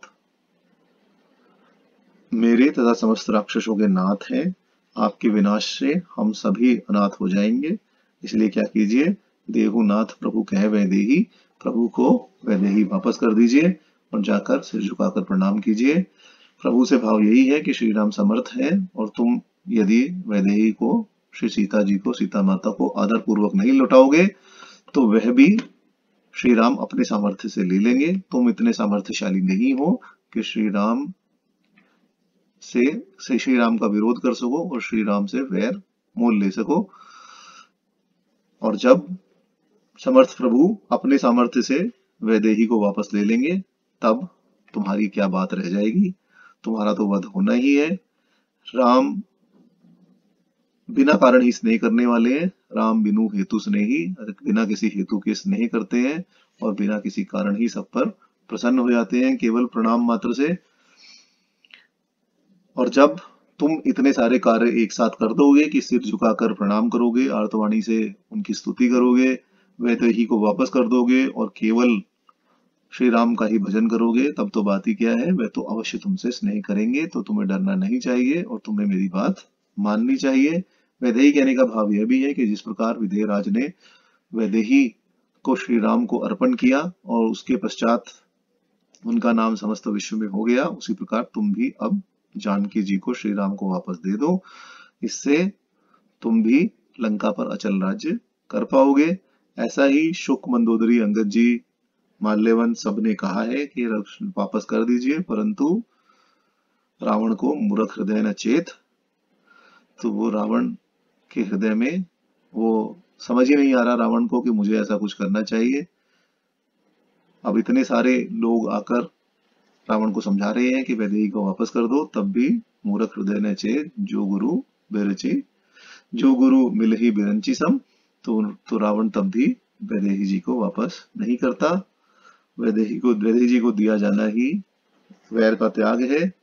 और वैदेही का भाव ये भी है कि सीता जी को देह में ममत्व नहीं है, अतः वह तुम्हारे कभी भी वश में नहीं आएगी, उनको कोई ममता अपने शरीर पर नहीं है। इस प्रकार ना तो तुम्हें सीता जी प्राप्त होंगी और ना ही तुम्हारा ऐश्वर्य रह जाएगा और ना ही तुम जीवित ही बचोगे। तब तुम्हारा क्या अभिमान, क्या मान, इन सबको त्यागो और केवल भजो राम बिनु हेतु सनेही, केवल प्रभु राम का ही भजन करो। आगे श्री राम जी के गुण दिखाते हुए विभीषण जी ने कहा, शरण गए प्रभु ताहु न त्यागा, विश्व द्रोह कृत अगज ही लागा, जासु नाम त्रय ताप न सावन, सोई प्रभु प्रगट समझू जिय रावण, मंगल भवन अमंगल हारी, द्रबहु सुदशरथ अजिर बिहारी, दीन दयाल बिरद संभारी, हरहु नाथ मम संकट भारी। श्री राम जय राम, जय जय राम, श्री राम जय राम, जय जय राम। और आगे कहा कि शरण में जाने पर तो प्रभु ने उसका भी त्याग नहीं किया जिसे संसार भर से द्रोह करने का पाप लगा हो, जिनका नाम तीनों लोकों में, तीनों तापों का नाशक है, वही प्रभु प्रकट हुए हैं। हे रावण, इसे हृदय से समझो। कहीं रावण अब यह संदेह करे, विभीषण जी के इतना समझाने पर रावण यह संदेह करे कि हमने तो प्रभु का इतना बड़ा पाप किया है, इतना बड़ा अपराध किया है, शरण में जाने पर भी वह मुझे क्षमा करेंगे नहीं करेंगे, अपनी शरण में लेंगे या नहीं लेंगे। तो इसी विषय में विभीषण जी कहते हैं कि शरणागत के विश्वद्रोहकृत पाप को भी, जितना भी पाप शरणागत ने किया है उसको नष्ट करने में समर्थ है। शरण में जाते ही, उनकी शरण में जाते ही महापाप भी नष्ट हो जाता है। और यही श्री राम की शरणागति का महात्म्य है कि तुम यदि उनकी शरण में जाओगे तो तुम्हारे जितने भी पाप तुमने अभी तक अर्जित किए हैं उन सभी का नाश हो जाएगा। और इसके आगे जासु नाम त्रैतापन सावन कहकर अलभ्य लाभ दिखाते हैं कि जिसका लोग नाम जपते हैं परंतु रूप के दर्शन उनको नहीं हो पाते, रूप के दर्शन दुर्लभ है, वही प्रभु प्रकट हुए हैं। तुम्हें उस रूप की प्राप्ति सुलभ रूप में हुई है, जिनके नाम का ऐसा प्रभाव है और प्रताप है कि उस नाम को लेने पर ही तीनों तापों की शांति हो जाती है। वही प्रभु है, वही प्रभु अभी मनुष्य रूप में अवतरित हुए हैं, जो कि दुष्टों को मारकर पृथ्वी के त्रितापों का नाश करेंगे और साधारण जन को प्रसन्न करेंगे। तो तुम यह समझ लो कि वही प्रभु मनुष्य रूप में अभी अवतरित हुए हैं, इसलिए उनकी शरण में चले जाओ। पहले आप देखें तो विभीषण जी ने भ्राता, नाथ, गोसाई इत्यादि शब्दों का प्रयोग किया है, परंतु अब उनका प्रयोग न करके विभीषण जी ने रावण का प्रयोग किया है। कहने का अर्थ यह यही है कि जिन लोगों को तूने रुलाया है उन सभी को इनके समान मत समझ, यह वो नहीं है, यह साक्षात भगवान है जो मनुष्य रूप में अवतरित हुए हैं और पृथ्वी का कल्याण करने के लिए वह तुम्हारा वध अवश्य करेंगे। इसके आगे विभीषण जी ने कहा, बार बार पद लागूं विनय करूं 10 शीस, पर हरिमान मोह मद भजहु कौशलाधीश सियावर, रामचंद्र भज जय शरणम। मुनि पुलस्त निज, अब रावण यह शक ना करे कि यह विभीषण जी अपनी ओर से कह रहे हैं, तो विभीषण जी बताते हैं कि यह ज्ञान मुझे कहां से मिला है, किसने मुझे यह देने को तुम्हें कहा है। तो इस विषय में विभीषण जी कहते हैं, मुनि पुलस्त निज शिष्य सन कही, पठइये बात तुरत सो मैं प्रभु सन, कही पाई सुअवसर तात सियावर, रामचंद्र भज जय शरणम। मंगल भवन अमंगल हारी, द्रबहु सुदशरथ अजिर बिहारी, दीन दयाल बिरद संभारी, हरहु नाथ मम संकट भारी। श्री राम जय जय राम, श्री राम जय जय राम। तो विभीषण जी ने कहा कि हे दशरथ, मैं बार बार चरणों में तुम्हारे लगकर विनती करता हूं कि मान मोह मद को छोड़कर कौशलेश रामचंद्र जी का भजन करो। पुलस्त मुनि ने अपने शिष्य से यह बात कहला भेजी थी। हे तात, सुंदर अवसर पाकर मैंने तुरंत ही वह आपसे कह दी। अब यहाँ प्रश्न यह आ जाता है कि यदि विभीषण जी केवल पुलस्त जी का संदेश कह रहे हैं तो बार बार पद क्यों लगते हैं, पैरों को क्यों लगते हैं? क्या पुलस्त जी ने ऐसा कहकर विभीषण जी को संदेश देने को कहा था? तो यदि वास्तव में हम देखें तो विभीषण जी कह तो वही रहे हैं जो पुलस्त जी ने संदेशा भेजा और रावण को कहने को कहा, परंतु चरण स्पर्श अपनी ओर से करते हैं, विनय करते हैं, हाथ जोड़ते हैं, क्योंकि नम्रता से उपदेश करना यह बड़ों की रीति है। और बार बार पद लागों से अर्थ यही है कि इतना स्नेह और भातृभाव विभीषण का रावण के प्रति है कि वह नम्रता पूर्वक बार बार उनके पैरों को हाथ लगाकर, पैरों में पड़कर कहते हैं कि किसी प्रकार तुम मेरी बात मान लो, शायद मैं सफल हो जाऊं। परिहरी मान मोह मद भजो, ये तीनों भक्ति के बाधक हैं, जिससे बुद्धिमान लोग इसका त्याग करते हैं। पहले काम, क्रोध, मद और लोभ का त्याग करने को विभीषण जी पहले ही कह चुके हैं। अब मान, मद, मोह को छोड़ने को कहते हैं और यह सब मिलाकर ही 6 विकार बन जाते हैं। इस प्रकार रावण को विभीषण जी का संदेश यही है कि तुम इन 6 विकारों का त्याग कर दो। अब श्री राम में नर बुद्धि का और मद, अब क्या है? मान है कि मैं सर्वलोक विजयी हूं, यह अभिमान है रावण के अंदर। मोह यह है कि श्री राम जो है वो केवल मनुष्य है, वह भगवान नहीं है।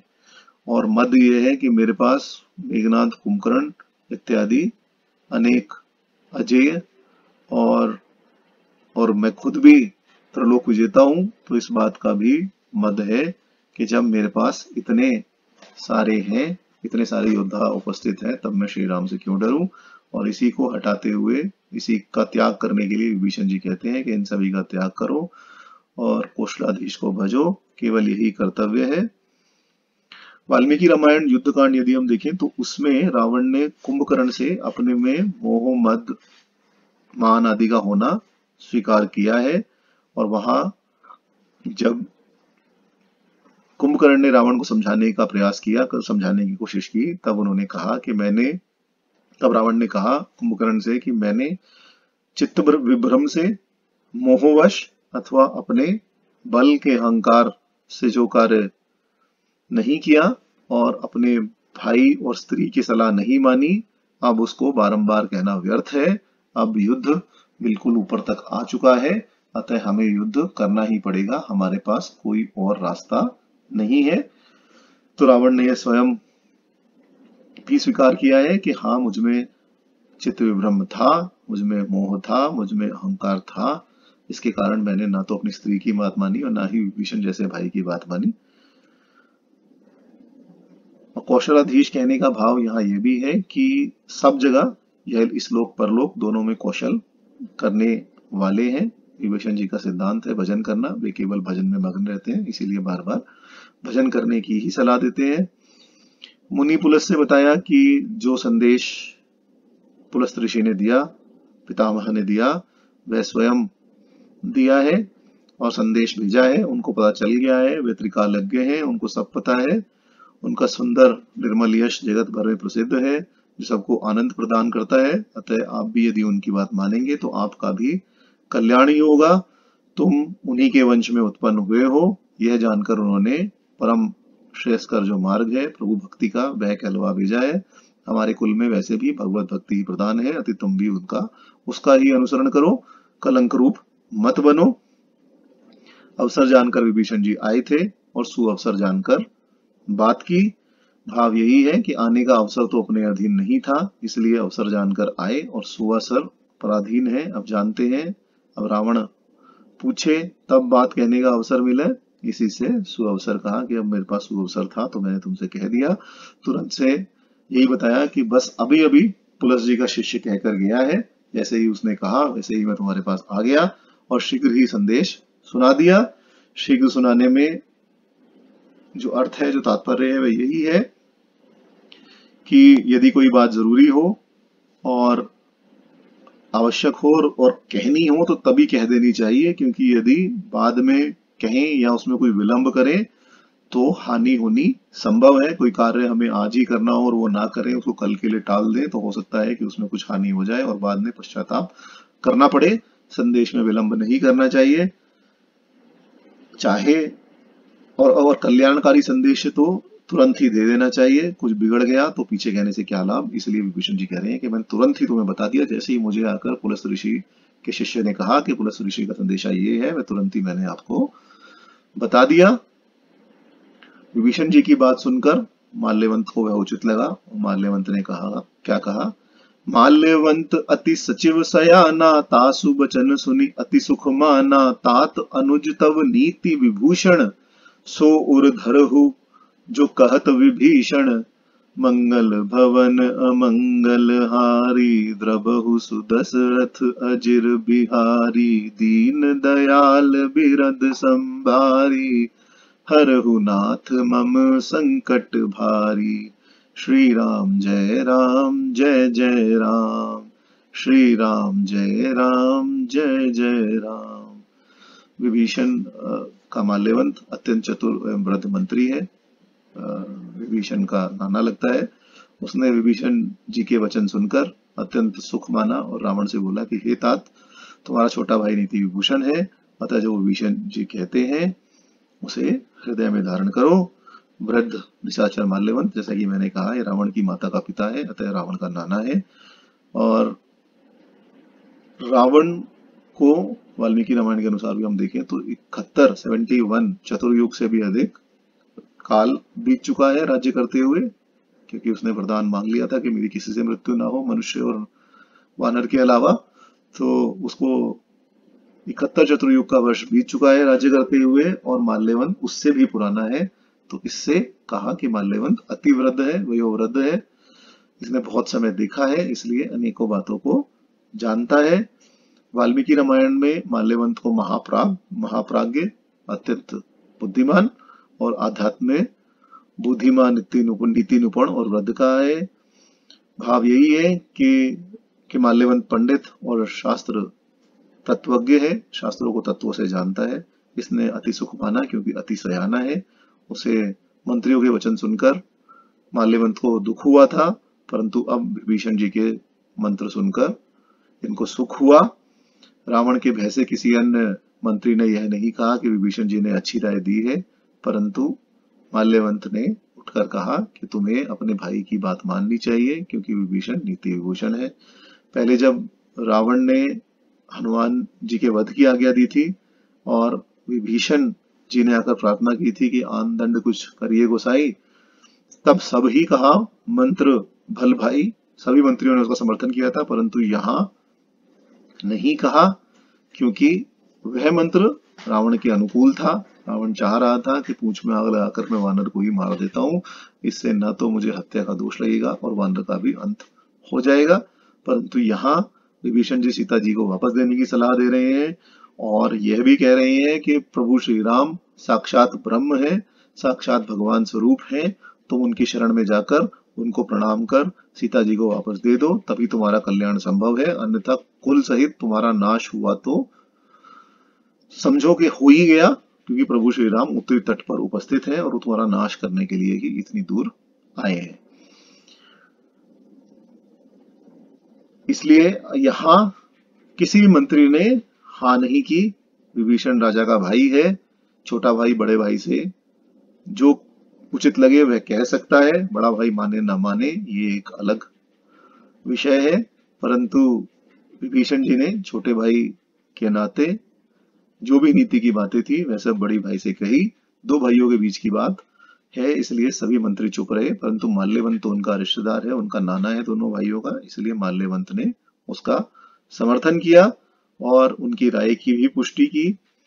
यदि कोई सभी चुप रहते और कोई भी विभीषण जी की प्रशंसा या समर्थन नहीं करता, तब धर्म की हानि थी, क्योंकि विभीषण जी केवल धर्म का मार्ग कह रहे हैं। नीति यही है कि कोई उत्तम बात सुने तो प्रशंसा अवश्य करनी चाहिए, अन्यथा और कोई गलत बात सुनने पर भी यदि उसको बुरा ना कहा जाए तो सुनने वाला भी दोष का भागी होता है। माल्यवंत नीति में चतुर है, अत्यंत वयोवृद्ध है, इसलिए माल्यवंत ने प्रशंसा की। और वैसे भी विभीषण जी तो नीति विभूषण है ही, इन्हीं के द्वारा नीति शोभा पा रही है, और माल्यवंत ने भी इसी नीति का समर्थन किया। नीति की प्रशंसा करने का भाव यह भी है कि विभीषण जी ने केवल नीति कही, बड़े से वैर करना नीति विरुद्ध है। इसी से राम जी की बड़ाई दिखाई विभीषण जी ने और कहा कि तुमसे ये बहुत बड़े हैं, इनके साथ वैर मत करो, तुम्हारा नाश हो जाएगा। और माल्यवंत ने भी इसी का समर्थन किया कि तुम्हारा छोटा भाई है, नीति कह रहा है, इसका मान रखो। और आगे भी विभीषण जी स्वयं ही कहेंगे, तात चरण गही मांगू राखो मोर दुलार। आखिरी में जब विभीषण जी प्रयास करेंगे कि किसी प्रकार रावण मान जाए, तब भी वह यही कहेंगे। परंतु वाल्मीकि रामायण में भी माल्यवंत ने यही, माल्यवान नाम है वहां, माल्यवंत ने यही नीति कही है कि शत्रु कैसा भी हो उसे तुच्छ नहीं समझना चाहिए, प्रबल शत्रु से भी संधि कर लेनी चाहिए। जो सारी लड़ाई तुम्हारी और श्री राम के बीच में है वह केवल सीता के लिए ही है, उनको दे दो, उनको देने मात्र से ही सभी का कल्याण है। यही बात विभीषण जी ने कही है, परंतु माल्यवंत ने यह बात सुंदरकांड में नहीं कही, युद्ध कांड में कही है। जब पुल बन जाता है और सेना दक्षिण तट पर पहुंच जाती है, तब माल्यवंत ने रावण को समझाने का प्रयास किया है कि तुम ऐसा करो, परंतु कहा यही है कि तुम सीता माता को वापस कर दो। अब दोनों की बात सुनकर और विशेषतः प्रभु श्री राम की बड़ाई और अपनी बुराई सुनकर रावण को क्या लगा, रिपुत कर्ष कहत सठ दो, दूरी न करहूं इहा कई को, माल्यवंत कह गयो बहोरी कही विभूषण पुनि कर जोरी, मंगल भवन अमंगल हारी, द्रबहु सुदशरथ अजिर बिहारी, दीन दयाल बिरद संभारी, हरहु नाथ मम संकट भारी। श्री राम जय राम जय जय राम, श्री राम जय राम जय जय राम। अपने शत्रु की बड़ाई सुनकर रावण बिगड़ गया और बोला कि ये दोनों शठ माल्यवंत और विभीषण शत्रु की बड़ाई करते हैं, कोई इन्हें दूर क्यों नहीं कर देता? अरे यहाँ कोई है जो इनको दूर ले जा सके? तब माल्यवंत तो अपने घर चला गया, परंतु विभीषण जी हाथ जोड़कर फिर से कहने लगे। रावण अभिमानवश माल्यवंत और विभीषण दोनों की बातें सुनकर कहने लगा कि मैंने शत्रु को जीतकर जो अतुलित यश प्राप्त किया है, जिससे समस्त त्रिलोक मेरा सम्मान करता है, वह मेरा सौभाग्य इन दोनों को अच्छा नहीं लगता। यह मुखिया, कार्य साधक, विद्वान और महात्मा का कुटुंबजन अपने कुटुंब वाले सदा अपमान ही किया करते हैं और उनमें जो शूरवीर होता है उसका वह तिरस्कार करना चाहते हैं। इसी से यह दोनों केवल शत्रु का उत्कर्ष कह रहे हैं। मेरे अन्य सभी मंत्री जो कि मेरे रिश्तेदार नहीं है, वह सब तो मेरा समर्थन कर रहे हैं, परंतु ये दोनों मुझे नीचा दिखाने के लिए मेरे शत्रु की बड़ाई मेरे सामने कर रहे हैं। वाल्मीकि रामायण में भी युद्ध कांड में जो रावण ने माल्यवंत से कहा है, वह यही, उसका भाव यही है कि शत्रु का पक्ष लेकर तुमने कठोर वचन कहे। पंडित और शास्त्रज्ञ मंत्री प्रभावशाली राजा को उत्साहित करने के लिए ऐसी बातें नहीं कहते। मैं राक्षस राज हूं, देवताओं का भी भयदाता हूं, पराक्रमी हूं। तुम मुझे कैसे श्री राम से हीन समझते हो और राम को तुम किस प्रकार मुझसे अधिक सामर्थ्यवान समझते हो? उसके पिता ने उसे निकाल दिया, वह वनवासी है और वानरों के अधीन है, परंतु तुम मुझ पर ही संदेह कर रहे हो। क्या तुम्हें मेरी वीरता से द्वेष है अथवा तुम शत्रु के पक्षपाती हो? अब यहाँ विभीषण जी और माल्यवंत दोनों रावण को उचित सलाह दे रहे हैं, समझा रहे हैं, परंतु रावण यही समझ रहा है, क्योंकि उसकी बुद्धि भ्रष्ट हो गई है, उसे अभिमान है, वह केवल यही समझ रहा है कि दोनों केवल द्वेष के कारण ही शत्रु का पक्ष ले रहे हैं और मेरे विषय में यह नहीं कहते, अच्छी बातें यह नहीं कहते, मेरे विषय में केवल बुरी बातें कहते हैं और शत्रु के विषय में अच्छी बातें कहते हैं। इसलिए दोनों शठ हैं, शत्रु से मिले हैं, सभा में बैठने योग्य नहीं है, इसलिए बोलते हैं कि अरे इनको यहां से निकाल दो, इनको मेरे सामने से हटा दो, मुझे इनकी बात नहीं सुननी। यहाँ हई कोऊ का भाव यह भी है कि ऐसा लगता है कि यहाँ कोई नहीं है जो ऐसी बातें सुनता रहे और बोले नहीं। तो जब हमारी प्रशंसा इन सभी मंत्रियों ने की और कहा कि हमें कुछ करने की जरूरत नहीं है, हमने सुर असुर सबको विजयी किया हुआ है, हम त्रिलोक विजयी हैं, तब ना तो माल्यवंत बोला और ना विभीषण ही बोला। परंतु अब जब शत्रु की बड़ाई करने की बात है, तब ये दोनों प्रसन्न हो गए हैं। इसलिए दोनों सठ हैं, शत्रु की बड़ाई ना तो सुननी चाहिए, और क्योंकि उसका सुनना नीति विरुद्ध है, इसलिए रावण ने क्रोध किया और कहा कि इनको यहाँ से हटा लो। जब रावण ने ऐसा कहा तो माल्यवंत तो सयाना है, माल्यवंत अत्यंत वयोवृद्ध है, उसे पता है कि यदि अब मैं यहाँ से नहीं गया तो रावण मेरा अपमान अवश्य करेगा। इसलिए माल्यवंत स्वयं ही उठकर वहां से चल दिया, क्योंकि यदि कोई दूसरा इतने वयोवृद्ध माल्यवंत को पकड़कर उठा दे तो बड़ा अपमान हो। परंतु विभीषण जी संत हैं, इनको अपने मान अपमान क्रोध आदि की कोई भी चिंता नहीं है। रावण के हित पर भी, अपने कुल के हित पर ही, लंका के हित पर ही इनकी दृष्टि है। इसलिए वह पुनः हाथ जोड़कर कहते रहे, रावण का अनुनय विनय करते रहे। हितैषी भाई का भी यही कर्तव्य है कि वह सदा हित की बात ही करे, चाहे कैसी भी परिस्थितियां क्यों ना हो। दूसरे विभीषण जी अब जानते ही हैं कि कुल के सर्वनाश का प्रश्न उपस्थित हो गया है। अब यदि रावण नहीं समझा तो युद्ध का आरंभ होने पर तो ना तो समझाने बुझाने का समय ही रहेगा, ना अवसर ही मिलेगा।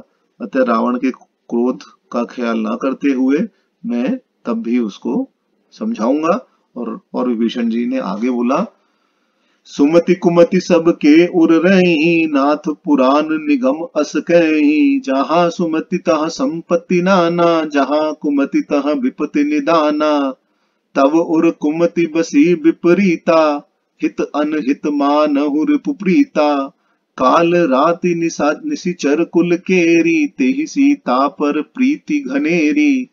मंगल भवन अमंगल हारी, प्रभु सुदशरथ अजिर बिहारी। दीन दयाल बिरद संभारी, हरहु नाथ मम संकट भारी। श्री राम जय राम, जय जय राम। श्री राम जय राम, जय जय राम। और आगे रावण को समझाने के लिए विभीषण जी ने कहा कि हे नाथ, वेद पुराण भी ऐसा ही कहते हैं कि सुमति और कुमति सबके हृदय में समान रूप से रहती है। जहां सुमति है, जहां सुमति की अधिकता है, वहां पर अनेक प्रकार की संपत्तियां रहती है, और जहां कुमति अधिक है वहां अंत में विपत्ति ही आती है। तुम्हारे हृदय में विपरीत कुमति बसी हुई है, इस कारण तुम उल्टा मानते हो, हित की बात को अनहित समझते हो और शत्रु को मित्र मानते हो। जो राक्षस कुल की कालरात्रि है, उस सीता पर तुम्हें बहुत अधिक प्रीति है, ऐसा नहीं होना चाहिए। रावण ने विभीषण और माल्यवान दोनों को कुमति कहा। इसी पर विभीषण जी कहते हैं कि किसके कहने मात्र से कुमति या सुमति नहीं होती, उसका चिन्ह तो यही है, सबके हृदय में समान रूप से रहती है। सुमति का चिन्ह यही है कि जहां नाना प्रकार की संपत्ति है वहां सुमति है, और जहां विपत्ति है वहीं कुमति है। यह प्रकट नहीं दिखाई देती, परंतु हृदय में स्थित रहती है। कुमति से अनेक प्रकार की विपत्ति आती है और नाश होता है, इसलिए पहले कुमति कहकर तब नाश कहा।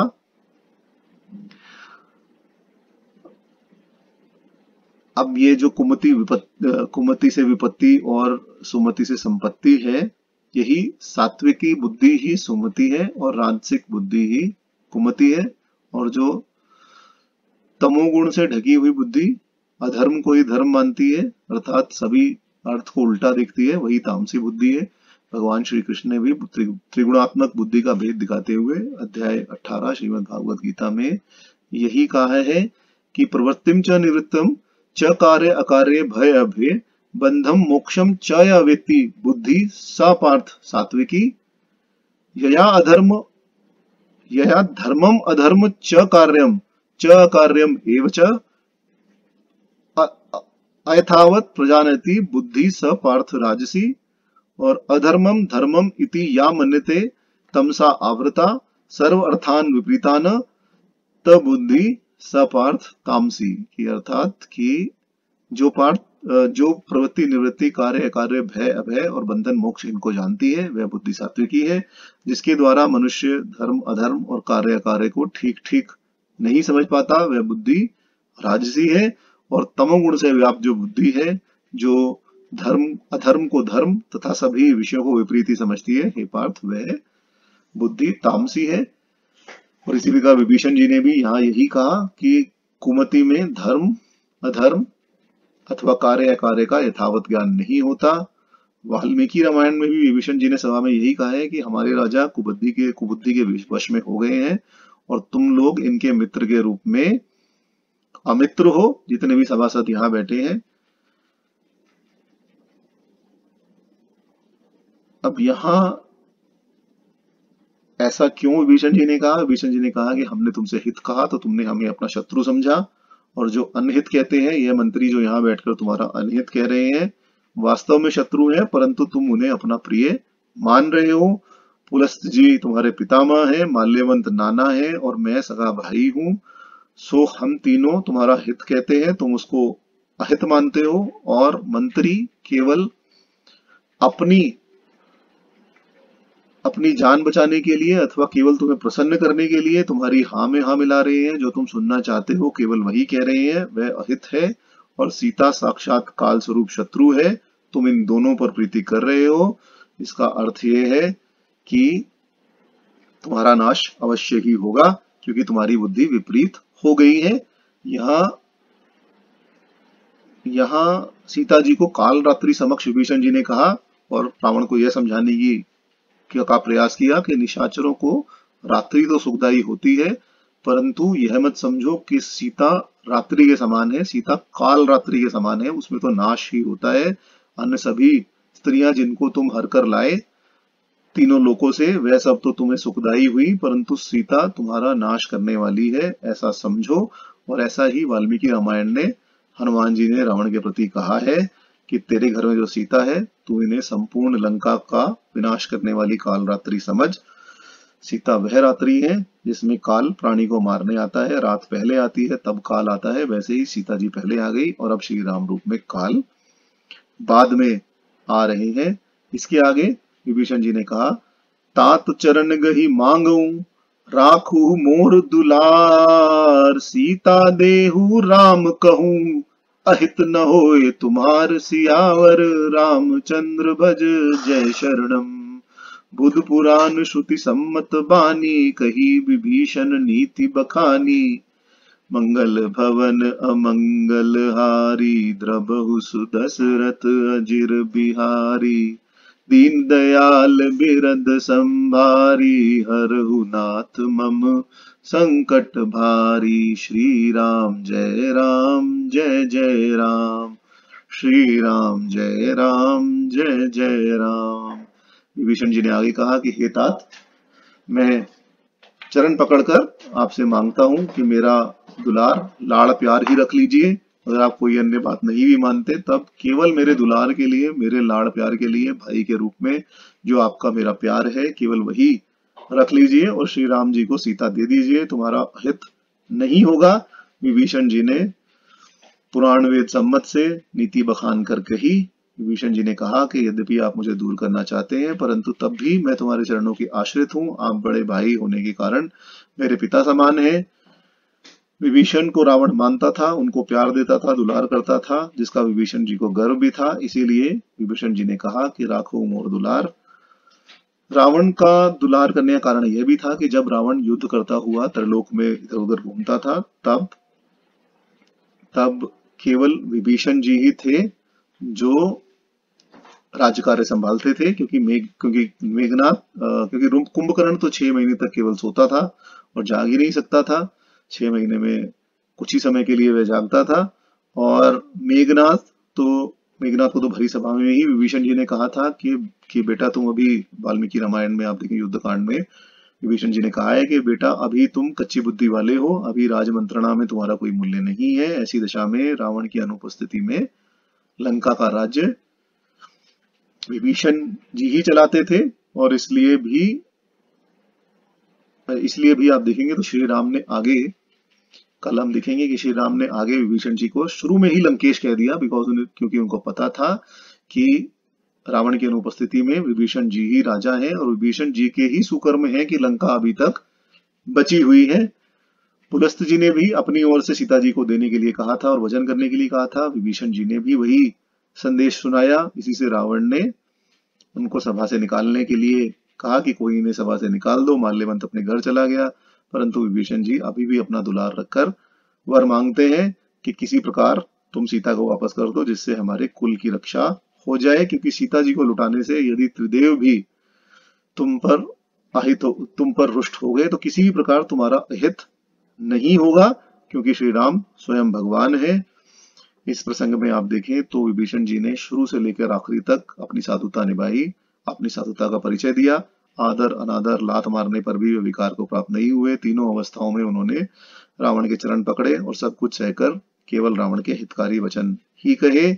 इस प्रकार बुद्ध पुराण श्रुति सम्मत सभी प्रकार की नीति, बृहस्पति, शुक, याज्ञवल्क्य आदि की नीतियों से प्रशंसित वाणी कही, परंतु रावण वेद विरुद्ध ही चलता है और विभीषण जी वेद सम्मत वाणी कहते हैं। इसी से उनको नीति अच्छी नहीं लगी, जिससे आगे के वचनों में भी रावण की यह स्पष्ट है।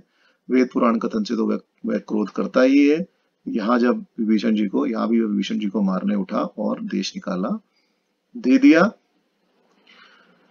सुनत दसानन उठा रिसाई, खल तो ही निकट मृत्यु अब आई। जियसि सदा सठ मोर जीवावा, रिपुकर प्रच्छ मोड़ तो ही भावा। मंगल भवन अमंगल हारी, प्रभु सुदशरथ अजिर बिहारी। दीन दयाल बिरद संभारी, हरहु नाथ मम संकट भारी। श्री राम जय जय राम, श्री राम जय जय राम। विभीषण जी की इस प्रकार की वाणी सुनते ही रावण क्रोध कर उठा और बोला कि हे रुष्ट, अब तेरी मृत्यु निकट आ ही गई है। हे शठ, तू इतना बड़ा शठ है कि तू केवल मेरे आश्रय से ही जीता रहा, अर्थात मेरे कारण ही तेरा जीवन यापन होता रहा। बचपन से ही मैंने तुझे पाला पोसा, इतना प्यार दिया, और मूढ़ तुझे केवल शत्रु का ही पक्ष भाता है, अर्थात तू नमक हराम ही बना रहा, तूने कभी भी मेरी ओर देखा ही नहीं। रावण ने पहले आज्ञा दी कि इनको दूर निकाल दो, परंतु विभीषण जी दूर नहीं गए। किसी में इतनी हिम्मत भी नहीं है कि रावण के भाई विभीषण जी को उठाकर सभा से बाहर निकाल दे। तब वह यह देखकर कि किसी और में इतनी हिम्मत नहीं है कि वह विभीषण जी को बाहर निकाल सके, स्वयं ही उठा कि मैं तुम्हें बाहर कर निकाल देता हूं। यही कुमति की निशानी है कि विभीषण जी ने वेद पुराण सम्मत वाणी से रावण को समझाया, और उस वाणी को सुनकर माल्यवंत ने सुख माना, परंतु रावण क्रोधित हो गया क्योंकि वह केवल काल के वश है, और अपनी अच्छी वाणी को भी, जितनी अच्छी वाणी विभीषण जी ने उनसे कही, उसको भी केवल अपने लिए बुरा ही मानता है। और यह प्रत्यक्ष दिखाई दे रहा है कि तब और कुमति बसी विपरीता, कि उसके हृदय में कुमति का वास हो गया है। हनुमान जी ने भी ऐसा ही कहा था कि मृत्यु निकट आई खल तोरी, जैसा कि विभीषण जी से रावण ने कहा, क्योंकि दोनों ने शत्रु का उत्कर्ष कहकर वैर छोड़ने, प्रभु की शरण में जाने और सीता जी को देने के लिए ही कहा था। इस प्रकार दोनों संतों से, हनुमान जी से भी और विभीषण जी से भी, रावण ने एक ही वाणी का प्रयोग किया। पहले ही जब कहा था देहुनाथ प्रभु कह वह देही, राम भजऊं बिनु हेतु सनेही, तब उसने मारने के लिए वह नहीं उठा, प्रहार नहीं किया, क्योंकि विभीषण जी ने उस समय कहा था कि यह पुलस जी का संदेश है, परंतु उस समय केवल निकल जाने की आज्ञा दी। अब की बार मारने के लिए उठा कि मैंने मना कर दिया, परंतु तब भी तू कहे जा रहा है, तो अब मैं तुझे नहीं छोड़ूंगा। और जीएसी सदा सठ मोर जियावा का तात्पर्य यही है कि मेरे ही टुकड़ों में पला रहा, मेरे ही जिलाने से जिया, मेरे मारने से ही मरेगा। तेरे लिए उचित था कि तू मुझसे वैर न करता, परंतु तुझे सदा मेरे शत्रु का पक्ष ही भाता है। तू मूढ़ है, मेरा शत्रु बनना चाहता है, अतः तेरा मृत्यु निकट है। अब तेरा आचरण निशाचर कुल के सदैव विपरीत रहा है, परंतु अब भी मैंने तुझे केवल अपने भाई के प्रेमवश जीने दिया, परंतु अब, और तू भी जीता रहा, किसी ने तुझे कुछ नहीं कहा क्योंकि तू रावण का भाई है, परंतु अब तू मुझसे द्रोह कर रहा है, इसलिए मैं ही तुझे मारता हूं। आगे रावण ने अभिमानवश वचन और कहे, कह सिन खल अस को जग माही, भुज बल जाहि चिता में नाही, ममपुर बसी तपन सित पर प्रीति, सठ मिलु जाई तिन कहु नीति, अस कही कीन सी चरण प्रहारा, अनुज गाहे पद बारहि बारा, मंगल भवन अमंगल हारी, द्रबहु सुदशरथ अजिर बिहारी, दीन दयाल बिरद संभारी, हरहु नाथ मम संकट भारी, श्री राम जय राम जय जय राम, श्री राम जय राम जय जय राम। इस प्रकार रावण ने विभीषण जी से कहा कि अरे खल, कहता क्यों नहीं, संसार में ऐसा कौन है जिसे मैंने अपनी भुजाओं के बल से नहीं जीता, और तू मेरे नगर में रहकर तपस्वियों से प्रीति रखता है। अरे शठ, उनसे ही जाकर मिल और उन्हीं से नीति कह। और इस प्रकार रावण ने विभीषण जी पर अपने चरण से प्रहार किया, अर्थात लात मारी, परंतु छोटे भाई विभीषण जी ने बारंबार चरण ही पकड़े। पहले रावण ने कहा था कि तू केवल शत्रु पक्ष की बात करता है, मेरी वीरता की बातें नहीं करता, और अब स्वयं ही अपना पराक्रम बताता है कि मैं ऐसा हूं कि मैंने तो संसार भर में सभी को अपने भुजाओं के बल पर जीत लिया है, परंतु कभी भी तू मेरे से ये नहीं कहता कि मैं बलवान हूं और मैं श्री राम से जीत सकता हूं। तू सदैव ही मेरे साथ छल करता रहा, मेरे राज्य में सुख मौज उड़ाता रहा, और तेरा प्रेम तपस्वियों के साथ ही है, श्री राम लक्ष्मण के साथ ही है। जहां कोई भी सुख नहीं है, जब वो खुद ही मारे मारे फिरते हैं, तो तुझे क्या सुख देंगे। तो तू अवश्य ही आगे भी केवल छल ही करेगा। तू शठ है, राज भोगने योग्य नहीं, राज सुख का भोग करने योग्य नहीं है। अतः अब तू जा और जाकर तपस्वियों से ही मिल। मैं तो नीति अच्छी तरीके से जानता हूं, मैं तो नीतिज्ञ हूं, वेद भाष्यकार हूं, मेरे से बड़ा ज्ञानवंत कोई इस पृथ्वी पर है नहीं, परंतु वो तपस्वी नीति नहीं जानते, इसीलिए केवल अपने पिता के कहने पर जंगल में मारे मारे फिर रहे हैं। तो तू जा और जाकर उन्हीं को नीति समझा, तेरी नीति की यहाँ कोई आवश्यकता नहीं है। तू राजद्रोही है, संपूर्ण लंका जली परंतु तेरा घर नहीं जला, जरूर तेरी कोई साठगांठ हनुमान जी से रही होगी। बसता तू मेरे पुर में है, मेरी लंका में है, मेरा खाता है और प्रीति तपस्वियों से रखता है। तो और मुझे तेरी नीति की आवश्यकता भी नहीं है, तूने मुझे पहले नीति कही, नीति विरोध न मारिए दूता, तभी हनुमान जी को लंका जलाने का अवसर मिला, अन्यथा मैं तो तभी शस्त्र से उस वानर का वध कर रहा था और इसके लिए मेरी सेना भी मारी गई और लंका का भी सत्यानाश हो गया। रावण ने देखा कि इतना कहने के पश्चात भी विभीषण जी वहीं पड़े हैं और चरण पकड़े जा रहे हैं और वहां से जा नहीं रहे। तब रावण ने कहा कि अब मुझे लात मारनी ही पड़ेगी, बिना लात खाए यह मेरी सभा से बाहर जाएगा नहीं। अतः लात मारकर विभीषण जी को बाहर निकाला। रावण की लात विभीषण जी ने क्यों सही, वो प्रत्युत्तर भी तो दे सकते थे, ऐसा कर सकते थे, परंतु विभीषण जी साधु हैं, उन्होंने लात का कोई प्रत्युत्तर नहीं दिया, केवल बार बार चरणों को प्रणाम किया।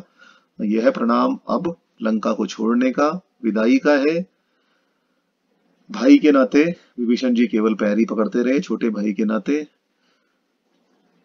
अब भले ही, और यह कहने लगे कि अब भले ही तुम मुझे लात मार लो परंतु श्री राम को भजो, इसी से तुम्हारा कल्याण है। मैं अपने रहते हुए तुम्हें तुम्हारा अमंगल नहीं होने दूंगा।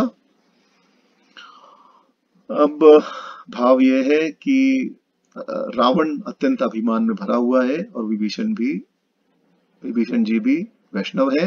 विभीषण जी भी परम वैष्णव होने के कारण सब अपमान सहते जा रहे हैं, परंतु रावण की भलाई की ही बात कर रहे हैं। रावण ने सभी प्रकार से वचन से कठोर कहा, तन से मारा और मन से त्याग किया, और विभीषण जी ने तब भी बड़ा भाई मानकर उनके चरण ही पकड़े। आदि अंत में प्रणाम विभीषण जी ने किया। जब प्रारंभ में रावण की सभा में आए तब भी सिर झुकाकर उनको प्रणाम किया, और अब जा रहे हैं तब भी प्रणाम कर कर ही जा रहे हैं। भगवान जो करते हैं अच्छे के लिए ही करते हैं, यह उक्ति यहाँ भी चरितार्थ है। ऊपर से देखने में तो आप देखें तो विभीषण सरीखे संत का अपमान हुआ, परंतु व्यवहार में जो घटना वर्तमान में अनिष्ट, दुखदायक और अपमानकारक जैसी दिखाई देती है, भविष्य में वही परम इष्ट, परम सुखदायक और परम स्मरणीय लगती है, सिद्ध होती है, उसी से कल्याण होता है। यहाँ एक और बात स्पष्ट करना आवश्यक है कि आप देखें तो विभीषण जी पर यह आक्षेप लगाया जाता है कि विभीषण जी घर के भेदी थे और घर के भेदी लंका ढाए विभीषण जी थे, और विभीषण जी ने राजद्रोह किया, भातृद्रोह किया, इसलिए रावण मारा गया। ऐसा कहना उचित नहीं है। विभीषण जी ने उचित सलाह दी। आप चाहे वाल्मीकि रामायण में देखें, चाहे रामचरितमानस में देखें, विभीषण जी ने उचित सलाह दी, नीति कही, शास्त्र सम्मत वाणी कही, समझाने का प्रयास किया, अंत तक बड़े भाई के पैर पकड़े रहे, परंतु लात मारने पर भी पकड़े रहे, परंतु रावण ने उनका त्याग ही किया। केवल रावण ने त्याग किया। आप देखें तो विभीषण पर विश्वासघात का आरोप न तो मंदोदरी ने लगाया, न रावण ने लगाया, न कुंभकर्ण ने लगाया, न मेघनाद इत्यादि किसी ने भी लगाया। विभीषण जी को किसी ने कुछ नहीं कहा, किसी ने विश्वासघात का आरोप नहीं लगाया, सिर्फ ये कहा कि तू मेरी बड़ाई नहीं करता, केवल उनकी बड़ाई करता है, तो जा उन्हीं के साथ जाके रहे और उन्हीं का काम कर। जब प्रहस्त ने भी रावण से कहा था कि सीता को वापस कर दो और अपना नगर वापस प्राप्त कर लो, तब भी रावण ने विभीषण जी पर न तो बंधुद्रोह का न ही विश्वासघात का आरोप लगाया था। रावण ने शुक से विभीषण जी के संबंध में प्रश्न किया था, और ये हम अभी आगे देखेंगे कि कैसे विभीषण जी वहां है, तब भी कोई किसी प्रकार का कलंक विभीषण जी पर नहीं लगाया, केवल उनको अभागा ही कहा। कुंभकर्ण ने भी जब विभीषण उनसे रणभूमि में मिले तब भी कुंभकर्ण ने यही कहा कि धन्य धन्य ते धन्य विभूषण, भयउ तात निशिचर कुल भूषण, बंधु बंस में कीन उजागर, भयउ राम सुख सुख शोभा सागर, बचन क्रम मन कपट तजी भयउ राम रघुवीर। तो क्या विश्वासघाती, भ्रातृद्रोही अथवा राजद्रोही से को ऐसा कोई प्रशस्ति पत्र, धन्यवाद और शुभाशीर्वाद उसका बड़ा भाई देता? यदि विभीषण जी विश्वासघाती होते, राजद्रोही होते, भातृद्रोही होते, तो कुंभकर्ण इस प्रकार के वचन विभीषण जी से नहीं कहता। वह केवल इतना ही कहता कि तुमने रावण के कलंक को, रावण के कुल को कलंकित कर दिया। तो आज हम यही विराम देते हैं। 2 घंटे का समय लगभग हो ही गया है, थोड़ा आज हमने देर से भी प्रारंभ किया था। कल हम प्रारंभ करेंगे जब विभीषण जी प्रभु श्री राम से मिलने के लिए चल पड़ेंगे। उनके हृदय में किस प्रकार के भाव अवतरित होंगे और किस प्रकार सुग्रीव जी अपनी शंका प्रकट करेंगे और किस प्रकार श्री राम उनको अपनी शरण में ले लेंगे, इसकी चर्चा हम कल करेंगे। आप सभी को बहुत धन्यवाद कि आपने अपना आज समय निकाला और मेरी जो प्रार्थना थी उसको स्वीकार किया। 4 से 6 बजे तक हम ये कर पाए। कल भी 4 से 6, अब 2 ऑप्शन हमारे पास बचते हैं कि या तो हम कल 4 से 6 कर लें या फिर सोमवार को सुबह 8 से 10 जो हमारा स्टैंडर्ड टाइम है, सुबह 8 से 10 कर लें, जैसा आप चाहें आई वैसा थिंक हम। त्यागी जी, मेरे हिसाब से तो कल 4 से 6 सही रहेगा। वीकेंड है, बिकॉज आई थिंक वीकडेज में थोड़ा सा कठिन हो जाता है सुबह सुबह। ठीक है विद्या इट्स जी, तो फिर आई कल मीन ही it's a humble request, but we are no very no grateful no कि आप इतना कुछ हमारे लिए कर रहे हैं। नहीं नहीं नहीं नहीं, थैंक यू। मैं तो खुद आपकी वजह से मैं खुद राम का नाम ले पा रहा हूँ, इससे अच्छा मेरे लिए सौभाग्य क्या हुआ। बहुत बहुत आप सभी धन्यवाद। है प्रेरित कर रहे हैं तो मैं भी कर रहा हूँ। बहुत ही तो धन्यवाद। मुझे भी कीर्तन करने का, मुझे भी राम नाम लेने का, मुझे भी सुंदरकांड का पाठ करने का मौका मिल रहा है। जनरली तो विद्या जी यही होता है कि आपने घर बैठे हो सुंदरकांड का पाठ कर लिया, सही है, सही है। जितना जल्दी खत्म हो गया उतना जल्दी खत्म कर लिया और हो गया जी सुंदरकांड का पाठ। पर अभी जी जी जी जी। डिटेल में व्याख्या करने का भी मुझे सौभाग्य मिल रहा है और आप सभी से बात करने का भी सौभाग्य मिल रहा है, या क्योंकि मेरा सौभाग्य है। या ठीक है विद्या जी, फिर कल हम ओके, कल शाम को प्रणाम जी। 4 से 6 फिर हम करेंगे। आप ओके सभी को ओके। प्रणाम, धन्यवाद। जय श्री राम। प्रणाम। जय जय श्री राम। श्री राम। प्रणाम। हे